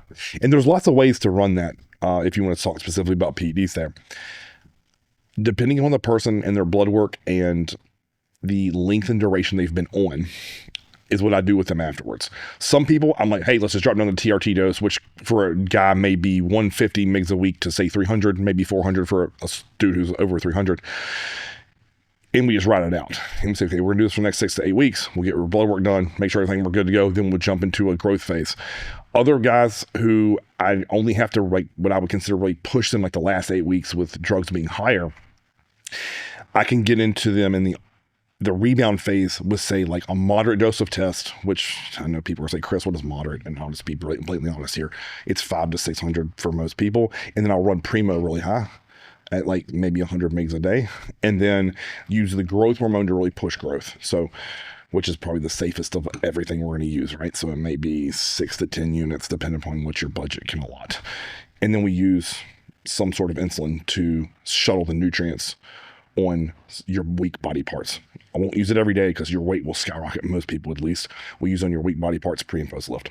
So those are some different ways that you can do that. And then I have some people who come completely off, and that's a personal choice. And I'm by no means telling people what to do. I'm just saying, here is what I would do. What do you think? And we kind of work back and forth, especially with veteran competitors. Like, how do you feel? What is your blood work like? Like, what do you want to do? And if we pair that with escalated eating, meaning calories from carbohydrates and fats coming back in, cardio coming down based upon your body fat accrual. And then what I like to do with our training is, at minimum the first 2 weeks, we do away with, this is where I actually do like RPE. I set a time limit for them in the gym of 70 minutes. And I say, I want nothing with barbells, mostly machines, cables, and dumbbells. And I want you to pump the hell of the muscle and get out. It's like 90s bodybuilding, right? Like, nothing is to the death. Get a huge pump, and listen, with that food going in and with some Humalog, Jesus Christ, like, they're like, Chris, I feel like my skin's gonna rip. So we do that for 2 weeks, and then we assess. How did your body feel? What are your joints like? Okay, I'm good. Some guys will say, hey, I want to keep doing this. Like, it's working. And other guys are like, I'm ready to push again. Okay, cool. Like, let's push the weight and let's start getting back under heavier loads. Let's build the dumbbells and barbells back in. And then they grow like a weed. And then depending on the ones who are the most tapped in and locked in with me, we can usually sense when their performance starts to drop and their appetite begins to drop. And I'm sure you've experienced that post-show or post-lean outs. You have a crazy ravenous appetite. When that starts to dwindle, that's when we jump into a full off week. No cardio, no training, and it's a balanced eating meal plan where it's like protein, carbs, or fat are pretty like 30, speaking percentage-wise. And then what we do with that is it's very nutrient dense. There's fruits, there's lots of vegetables, a variety of meat sources. We do a full off week, and then we go into a full on health phase for 6 to 12 weeks, depending upon all the things we talked about earlier, like where their blood work is, how their body feels. It's interesting training wise, because one of the things that I would advise top powerlifters to do after the meet was I've had these kind of like the rules that you have there. It's for the first 4 to 6 weeks, I don't want any barbells in your hands. I don't want any barbells on your back. Right. I don't want any spinal loading. I don't want any sets under 10 reps. Yeah. Right? Do whatever you want. Same. Right? Because of the systemic fatigue, all the other stuff. I want shit off of the spine, you know, no hack squat, no spinal loading whatsoever. Right. And I always say twice as long as I want them to do. Oh, okay. Right. Smart. So if you say 6 to 8 weeks, you get 3. It's suffice, you know, to be able to allow them to recover from that one bout. So if we continue down this path, when somebody's going into a cut phase, right? And who knows, let's say they're starting with somewhat visible abs. What should that look like as they're dieting down? Couple questions, like what would the base diet look like, right? And then what should be the expected, because you go based upon vision, right? So what should be the expected loss per week after blowing the water out the first couple of weeks? And you're talking about the rebound phase, or you're no, for the diet, for cutting down. Okay. Yes, sorry, I missed that. Okay, okay, visible abs, starting diet. Wait, I forgot a phase. Oh, yes. Right. So in a transition phase after what you just explained. Yes. Do you have people increase their calorie intake so when they start the diet phase, their calories are higher? At the peak. Yeah. So at a peak. So, okay. So explain that first, because I think a lot of people miss that and they start a diet at like 2,000 calories when it could have been 4. Yes. So any of my long-term guys and girls will find that, like, over the course of a 5, 6, 7, 8 year period, their ending off-season calories will steadily climb. So for just easy math, like let's say year 1, that's 3,000, year 2, that's 3,500, and you just escalate 500 calories per year, which isn't always linear like that. But for this example, let's say it is, and we're starting you at 6,000 calories for an off-season transition into a pre-contest. That is ideal, right? Because I have the most cards to play. So at the end of your year 1, you had 100 grams of carbs on a training day. This time we're at 300. So suddenly it becomes, I'm going to air quote, easier, because being that lean always sucks. Yeah. But it's a lot more manageable mentally when I'm giving you 300 grams of carbs as opposed to 60. Like, and let's say your off days, your carbs with me year 1 were 0. Now we're at 250. Okay, I'm at no point where I'm doing 0. Same thing with cardio. Like, if you maintain a leaner state with me, if year 1 we were having to do 2 hours of cardio 5 days a week, now 5 years later, you're doing 30 minutes of cardio 5 days a week and it's all low intensity. You're like, suddenly this is easier, but it still sucks. So it's an escalation year after year of, I'm going to say being perfect, but it's living like a bodybuilder. It's doing bodybuilder shit. Like, I have no other way to say it. Like, being on a meal plan, being regimented, and you're just slowly being progressive, no different than you'd be in the weight room. Like, I think a lot of people don't look at their nutrition that way. Like, if I can build your calories north each progressive season, I have to pull less at the end or be as much in a true deficit, so to speak. Yeah, I mean, well, if they're starting very low, I mean, you can't take them to 1,200 calories. No, right. Which means the cardio is going to have to go through the roof. Yes. Which is going to suck even more. 100%. Yep. Okay, so they have their calories at a maintenance level, which is decent. Yes. Then how does that progress forward? So from then, it's just like, how much can we milk out of the least change, if that makes sense? Yeah. Like, let's say, for example, my post-lift meal has 2 Rice Krispie treats mixed into it. Okay, that suddenly switches to cream of rice, and we just lost 1% of body fat. That's a fish in a barrel. I just literally exchange calories for calories. Change the food source. Then we're doing things like, okay, cool. Like, we're going to pull back, instead of eating red meat twice a day, we're going to switch that to chicken or turkey. Okay, you still see me still eating the same volume of food. The calories just went south because I removed fat, obviously. Then we start to pull calories away from carbohydrates, pull them away from your workout window, right? So everything outside of your pre-workout nutrition, I begin to lower your carbs, because very much like John, he always taught me, like, as long as we can leave carbs pre and post lift and intra through the peri window, the better performance in the gym will be, which means less likely to lose muscle, right? And that's how I always try to view it. And less muscle loss means has a higher basal metabolic rate, which means you're burning fat more efficiently, right? So it kind of works all hand in hand in my mind when you're looking at it that way. So if I'm, say, pulling, just for math, 50 carbs every 3rd week, and we're progressing each week, getting leaner, and then the rate of loss starts to slow. Then we pull another 50 grams of carbs, and then maybe the next week we increase your protein from 7 cooked ounces to 8 cooked ounces, but we lower your fat simultaneously. So it's a trade-off of calories. There is no reduction in calories, but it's a reduction in or a shift in macronutrient. That's when I start to look at, like, things like, oh, well, instead of having, I just gave the beef example, like, let's say we're having a salmon meal, we switch to whitefish. Like, again, another perfect, easy swap. No volume loss, just a macronutrient reduction. What's the rate of loss that you're looking to see? That is, okay, so I am a slave to watching your fattest body part, as I said earlier. Okay. That's what it goes off of, because you can get bamboozled by these good guys and girls. Like, let's say they're crazy good from the front, and you're looking at their shots, and you're like, man, we're way ahead of schedule. I mean, from the side, we're still really good. But from the back, let's say the front we're 4 weeks out, but the back is 8 weeks out. Okay, we have to start to fix that. And then, but also I have to marry that, and this is where my job becomes fun, and something that John taught me. Cris, you can't chase glutes if you're going to lose your pecs and lats, right? Like, so it's that marrying of, I need to get that client so lean that they give the best package possible. The rate of loss, and I'm taking about, like, scale weight, things that are tangible take home, I'm looking for probably 1 to 2.5 pounds. If it's anything more than that through the week, if the client is already in a lean state, I'm going to look to build a refeed day in there. All right. Now, if it's not that, okay, if they're still just tracking like the progress needs to be, I just keep riding it out. So if the rate of loss is not, it's not. Okay. Yeah. So if it's not, so then we're going to jump on that accelerator. Like, then we're going to look to do things like, okay, we're going to increase your cardio intensity. So let's say it's lower intensity cardio. I might switch you to HIIT on a spin bike. and say, okay, I need you to get on there and treat it like a work set of squats. And I need to do that 6 times. And if anyone who's done that out there knows that's horrible. That's one way. With food, I may have to aggressively push you down, say, switch it to a full-on carb cycle to where your off days are very low, your base training days are going to be moderate, and then you have some high days that are in there that are going to fuel your training performance for your weakest body parts.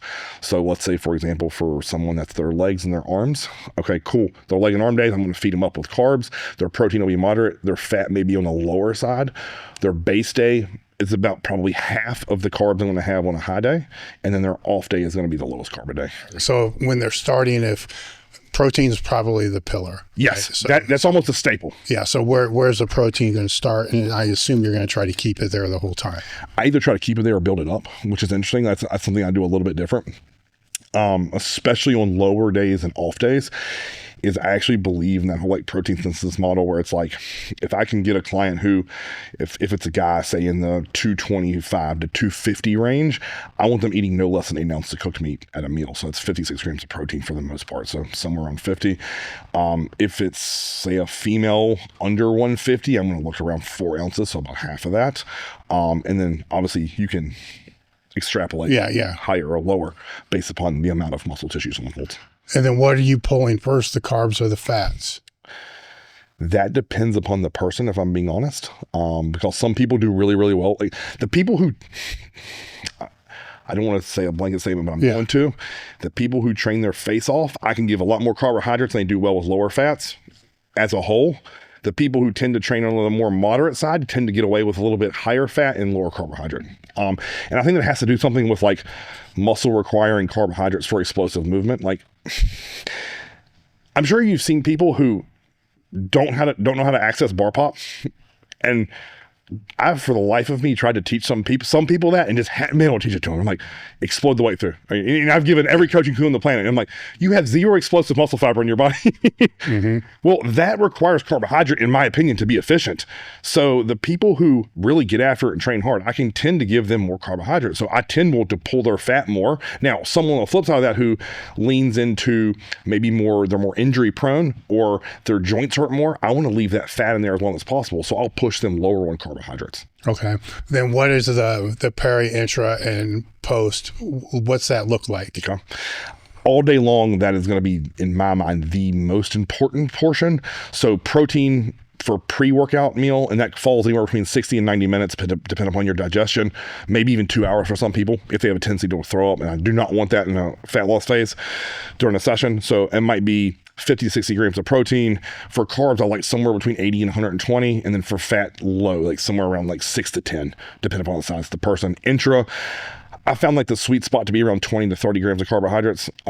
Back when John and I were with Biotest and using plasma, we had that as high as 90. And honestly, I saw no real significant performance improvement with 30 versus 90. Well, will that change if insulin's being used? Yes. Yes. Yes. So that is definitely well, I know, but that's one of the intra secrets. Yes. That was always because people would say, look, you need 100 grams of carbs. And it's like, I don't know if you can absorb that if you're not pushing, 10 units of insulin. Yeah. So that's completely different rules. Yeah. But yeah, so if you do have insulin in the picture, how I like to do that is with your pre-workout nutrition heading into the gym, you'll have, I like 1 scoop of Vasoblast, half a scoop of GX, that's all by Granite, and I'll do 1 to 2 scoops of highly branched cyclic dextrin. So we're looking at 60 grams of carbs or 30, somewhere in that range, on the way to the gym. Then you have your insulin pre-lift as soon as you walk in the gym. Then you're starting to drink your recovery, which is going to have 30, plus you'll put a 20-ounce Gatorade in there, so it's another 36, and then go home. Post-lift meal is going to be 50, 60 grams of protein, 100 to 120 grams of carbs with your Humalog again. So if you wanted specifics there, that's how I like to do it. Yeah. I don't know if I want to tell it. Fuck it. I used to have a problem drinking the intra. Right. That because we'd have that big ass fucking jug, right? Yes. And after like an hour, like this much is gone. But I'm fine drinking water, but I could not drink that shit. Yep. John said one time, I don't want to give a dose. Yes. Basically, whatever the Humalog was. Yeah. take it times 5. Correct. Right. So I took it times 5. Yeah. And then within like 40 minutes, the whole fucking death is a real motivator. Yes. Well, not death, but passing out, right, is a real motivator. Then the whole point was, see, you can drink this. Right. You're just choosing not to. So let's just take it back. It could have been fucking water that wasn't being injected. Yeah. Yes. Just to be able to show that it's possible, right. to be able to drink that through it. You got to sip on it. Yeah. It's different. It's different than water. Agreed. So I think that's where people screw up the intra. Yes. While you're training with water, you're just slamming it when you're thirsty and you're slamming a lot of it. Correct. You can't do that with the intra because the taste isn't that palatable to get that much down. Well, casein hydrolysate sucks. Yeah. I was joking with my brother on the way over. He was going to do a hot dog eating contest, and I was joking. I was like, you need to push your body like almost hypo before you hit the first hot dog, because the ability to pound food will be extraordinary. And I mean, that's what he did with you, right? It's like he wanted to get you to the bridge of hypo, and then you literally, I need to fix this now. It sucks. That's a cool story. With some of the clients that you've had over the years, what are some of the more extreme, I don't want to say makeover, what's the word I'm looking for? Results. Okay. I can't find the word that I'm looking for, but they come to you, then boom, you're just like, you didn't expect this. Oh man, again, I've been beyond fortunate with this. And I think it comes down to the people who go all in and treat this as a second job, or they're so freaking passionate about it that they make it their world, and they make it almost like it's an effort to not only hold up their end of the bargain to themselves, but also to me and the promise they made when they signed up to work their hardest. And that's something I always have in the questionnaire is like, I expect your best effort, and your best effort can be different for everyone. What 5 to 6 years can do to a person is insanity. Like, again, I talked about that guy, little Dave, who went from 137 to 220. That's pretty intense. Like, that was a 7-year process. One of my other pros, Keena, she started out as a marathon runner and is finishing top 3 in open pro shows as a women's bodybuilder, and looks like an absolute freak show year round now, who was at the same time an active neurologist, which is cool, right? Like, both of them still have regular full-time jobs and have went from like, would never know they lifted weights, to now they walk into a room and everyone's like, who the fuck is that? Like, that's not normal. So you would say the biggest gains people are leaving on the table is not looking at this through like a quadrennial, like 4-year period. Yeah. Right. And that would make sense. Yes. Because in all reality, if you can put 5 to 10 pounds, 10 pounds is a lot, by the way. Oh, agreed. Let's say you put 5 pounds of lean body mass on per year over 5 years. Right. That is a huge noticeable difference. Yeah. So it's when they understand that, then is it necessary to have the diet phases and these off-season phases to accomplish that? Or would just one steady off-season accomplish that? In other words, is the dieting, from what you've seen, right? Because this will be debated as well, but from what you've seen, does the dieting expedite that process? Yes, because it keeps the mind fresh. I believe that in my heart. If you have these phases, you always have something to accomplish, as opposed to these, like, I think they called them perma-bulkers when we were kids. Yeah. Like, I'm going to do a 5-year off season. And it's like, okay, you just got fat and your insulin sensitivity sucks. And you didn't really gain anything, where it's like this process of like, get as big as humanly possible, eat as much as you can, get lean as humanly possible, and then repeat that process of like off season, diet, rebound, health phase, off season, diet, and just run that. Like those 2 individuals I just gave you an example of, they've done that for me, both of them, for over 8 years now at this point.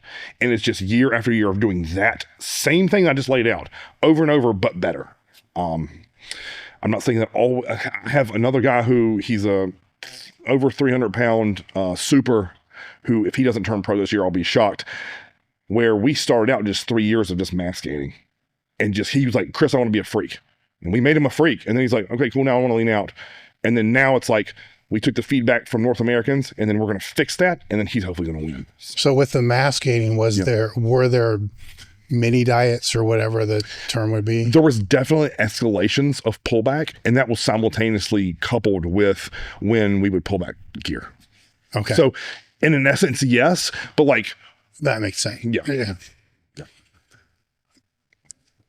With how would any of this all change if they were natural? It would just be a slower process.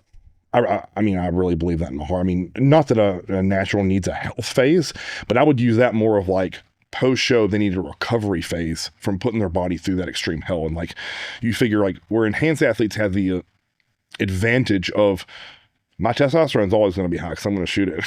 Yeah. They're going to see influx of both, or an influx or deflux, however you look at that, like reduction in testosterone and estrogen. That's going to play crazy. As they get leaner, that's going to affect most. So we need to get their hormones back to their previous optimal. And I would do that by just simply pulling back on training, pulling back on the intensity of their life, inside and outside of the gym. So, yeah. Going back to the cutting phase, what would be the biggest misconceptions that people have that you see? That you should get weaker in a diet. That's number one. That is the number one thing I have to crush with people is I pull carbs and like, oh, Cris, like this is going to suck now. Are you enhanced? Yeah. Okay, cool. Is your protein drop? No. You still have, like, I'll have guys that I'll pull their carbs down from 500 to 400 and they tell me they get weaker. I'm like, that's here, bro. That's here. Yeah. That's not in your hands. Like, shut the fuck up and train. Like, you just decided you were going to put less on the bar.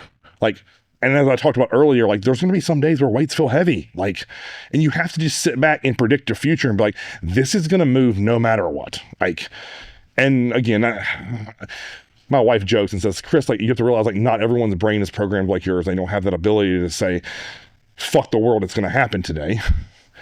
But I believe I can develop that in people if they just give me the trust in like, hey, like, yes, your carbs are lower, but they aren't zero. And even if they were zero, listen, I've been on zero carbs with Shelby before for weeks on end with 2 hours of cardio and my strength didn't drop. And it's because I decided not to. I just made a decision.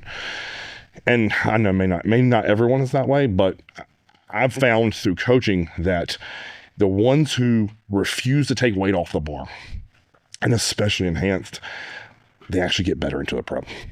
So with the client, because you've worked with clients from, amateur level all the way to professional. Yes. When we're talking about the mindset associated with this, does their life have to go to shit?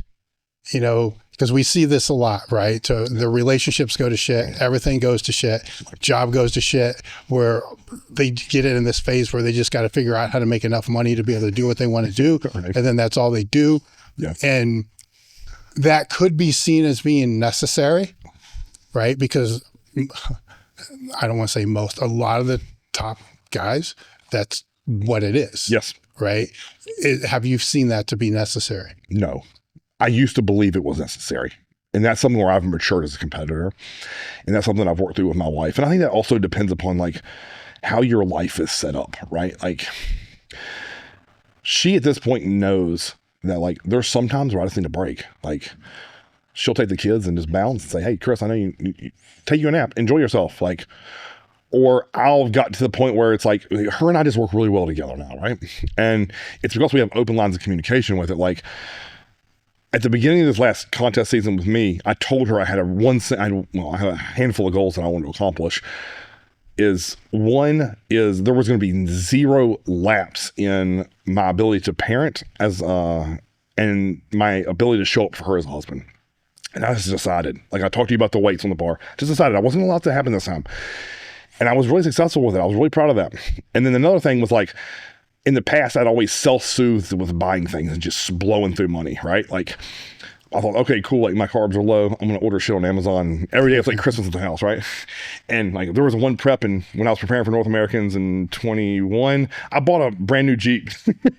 Like, yeah. Stupid, right? Like, and I told her, I was like, I'm going to buy nothing that isn't necessary because I refuse to allow my ego and need for food to be replaced with something else. So when I took all that away and just began to be grateful to be 41 and still be able to progress, get better, and honestly, it's the best I've ever looked in my whole life.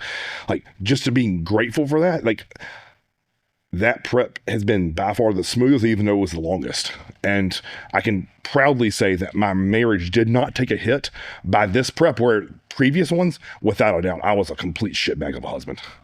And I mean, like, showing up for her, helping her with the kids, like, not doing things around the house that I should, or just being a fucking prick. You know what I mean? Like, hey, Cris, we take the trash out. No, fuck, I'm tired. I'm laying on the couch. I'll do it in a little bit. Like, okay, cool. Yes, yeah, I'll do it. Yes, no problem. Not a big deal. Like, just a mindset switch. Well, it can be self-fulfilling, because if you think it's part of it, yes, you see what I'm saying? Without a doubt. Then you don't think that you're actually progressing, because this isn't happening. Yes. I don't know if you ever saw that Kevin Levrone video where he's like, in a prep, like, I sleep on the floor, I sleep in a dark room, like, I'm miserable. And I embraced that. Like, I thought that's what prep was. And then I'm like, well, it doesn't have to be. Like, my food's just a little bit lower, my cardio is a little bit higher. Like, I'm definitely leaner. You can do this. Like, I wanted to be, as I said to you earlier, like, I wanted to show people, like, there is a way to do this and not wreck and destroy your whole life around it, as you described earlier. So with the clients that you've had to have some that have come in say mid-20s, yes, that are almost a mirror of what you were. 100%. Right? So what do you have them do that you didn't do? That's an incredible question, right? All the things I talked to you about, like, adding sets in. So refining of the process of what I talked about, like, with off season to contest to rebound. Like, you talked about some of the, like, rebounds you had, and I lived that. Like, the first contest rebound I ever had, I was 30 pounds up in 2 days. I had massive edema. I felt terrible. My heart was, like, racing. I was on the side of our bed, like, praying to God, I'll never eat bullshit again if I just make it through this. I'm just being honest. No, I know. And you're like, I never want to eat donuts again. Yeah. Right? I've had times where I was in a quadruped position on the bed just to let my stomach hang. Yes. Just to find some fucking relief, because there's no position. And that was the only one I could find where I didn't have this strong heartbeat and my stomach just boom, boom, boom. Like, oh my God. Oh yeah. You don't know if you're going to, like, throw up shit. You don't know what's going to happen, right? Like, it's just terrible, but I'll still keep eating. Correct. Oh yeah. You're like, oh, I can eat a little bit more in there. Like, and at that point, like, your mouth almost goes numb and you don't even taste it. Yes. Yeah. So I think the refining of all of that, also, like, being married to certain exercises. I think that's a big thing, right? I was always married to the squat because I was good at it. I was strong at it. And I thought, oh, my legs are my best body part. So that had to be the one thing that did it. And John said to me one day, he's like, Cris, he's like, your back is so fucked up. Like, meaning your spine, like, you got to stop squatting. We can still get your legs big with the leg press, the hack squat. We can reverse band the hack squat. Like, you can do split squats, lunges. Like, and I fought that through my late 20s. And then finally, when I turned 30, I was like, no more. I'm going to listen to him. What do I have to lose, right? Like, and the next thing I know, my legs got even better, and I just didn't squat anymore with a bar on my back. When you did that, did you have to put adductor work in? Yes. That was the first thing I noticed. My adductors got noticeably smaller. And then I see that frequently. Yeah. I mean, it's without a doubt. And a cool thing that I actually discovered was when I got on the adductor machine, got a gym pin, started to, like, track that progressively, I started to get these, like, weird, like, adductor strains because I was just trying to go heavy on it every week. Dumb, right? Yeah.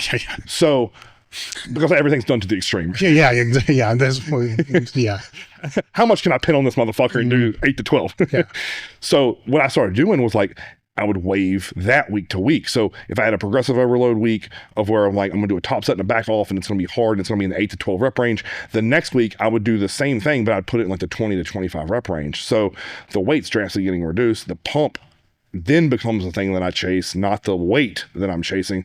And that back and forth of every second or third week going back to progressive overload and then switching to pump work, I've always found that made my adductors take off to a level I never had with the back squat. Well, it's a huge part of the leg. Yes. Oh yeah. I don't think people understand, how much room it's like a third. Oh yeah. Easy. And I mean, something else too, that anyone out there who's struggling with that, Which is crazy because they'll do shitloads of leg extensions, which makes up less room. Everyone thinks this in the bodybuilding world, right? Like your quad suck, you need quad sweep. Okay, what about all the inner meat, man? Like you take all that stuff on the inside of the leg and you blow that out. And next thing you know, your legs look like they tripled in size. So if you're out there and you have horrible adductors or you have thigh gap, which is what I like to talk about, like we want to remove that, both front and back poses, no thigh gap. So if you smash like a leg curl, then you go to the adductor machine, do just what I talked about, like progressive overload to pump, and then next follow that up with an adductor biased press, whether it be a hamstring, or no, sorry, a hack squat, a leg press, a regular squat. You will notice I've seen guys in a year completely overhaul their leg simply by making that adjustment. With your role with Mountain Dog. Yes. I don't want to say how has the transition been because the first part's rough, right? So let's yes, sir. Just remove that. Yeah. You know,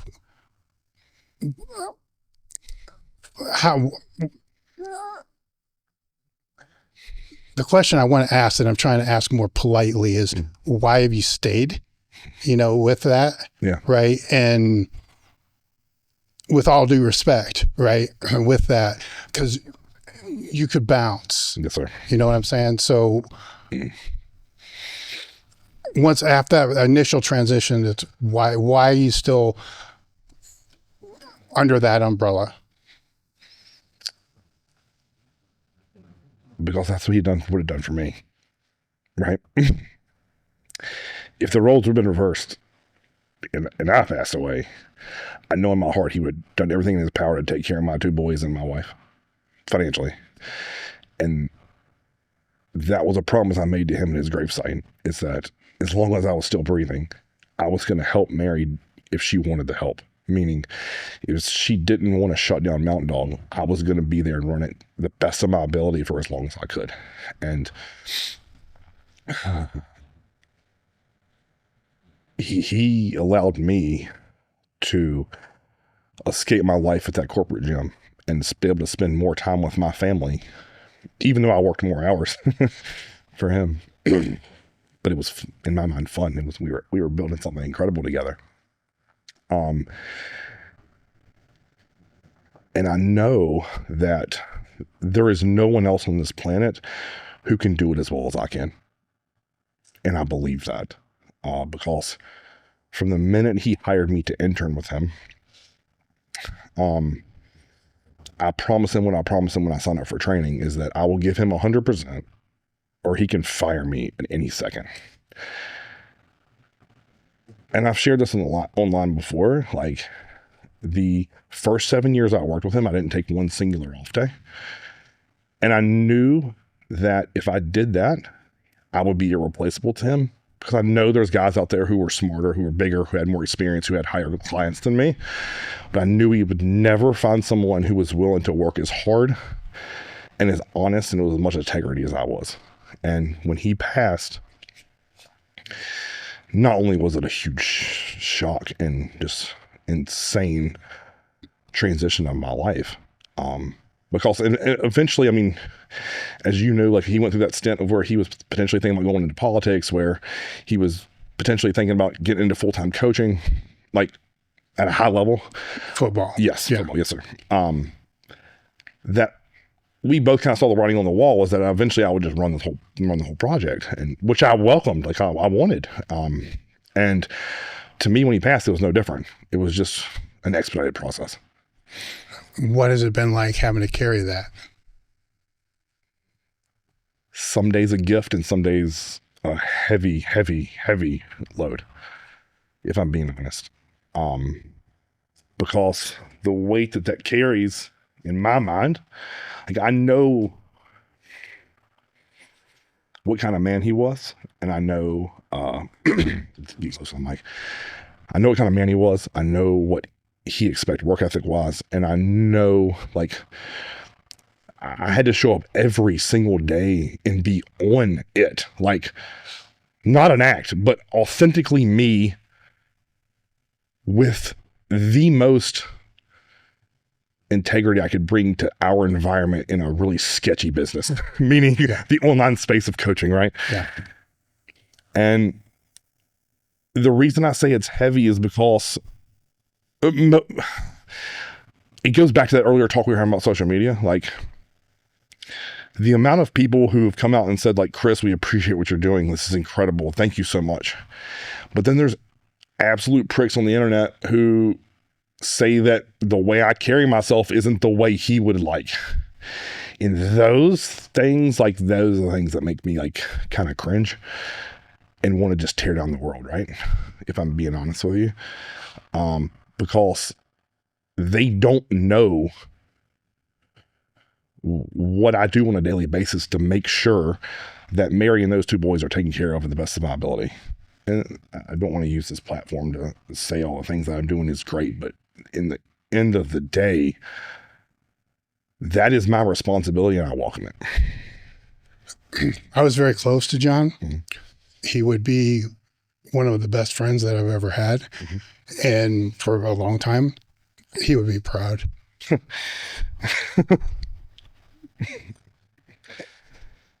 Oh man, like, that's something that weighs on my heart so heavy, right? Like,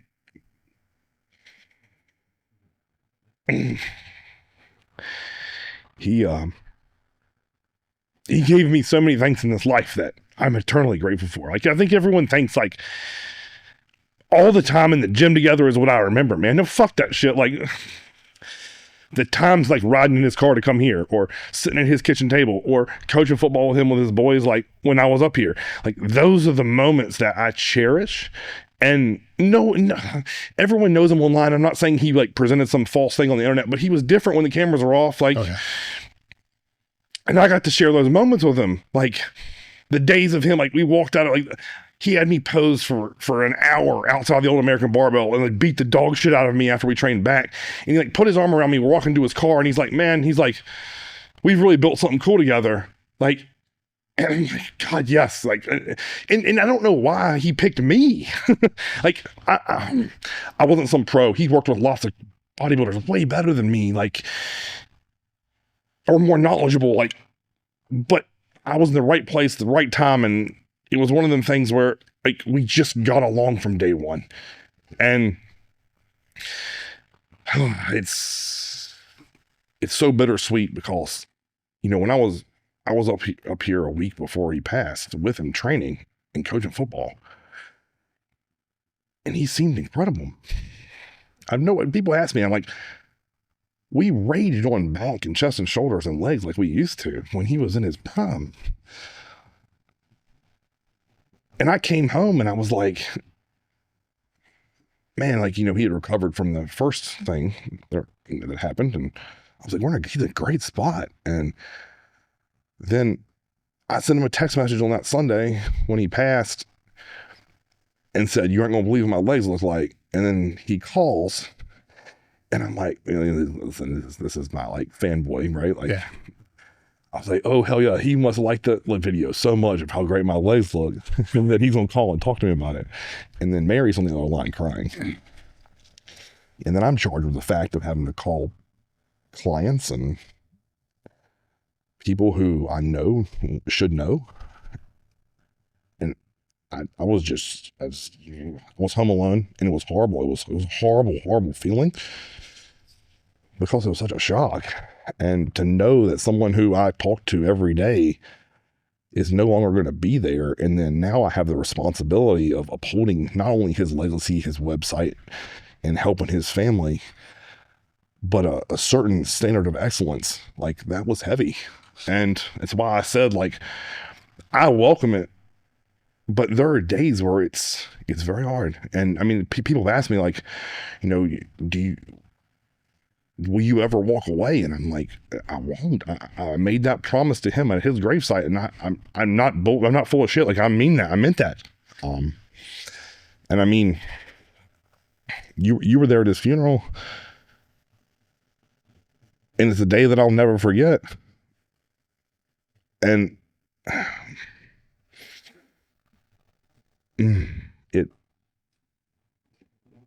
that's what I was put on this planet for, man. Like, yeah.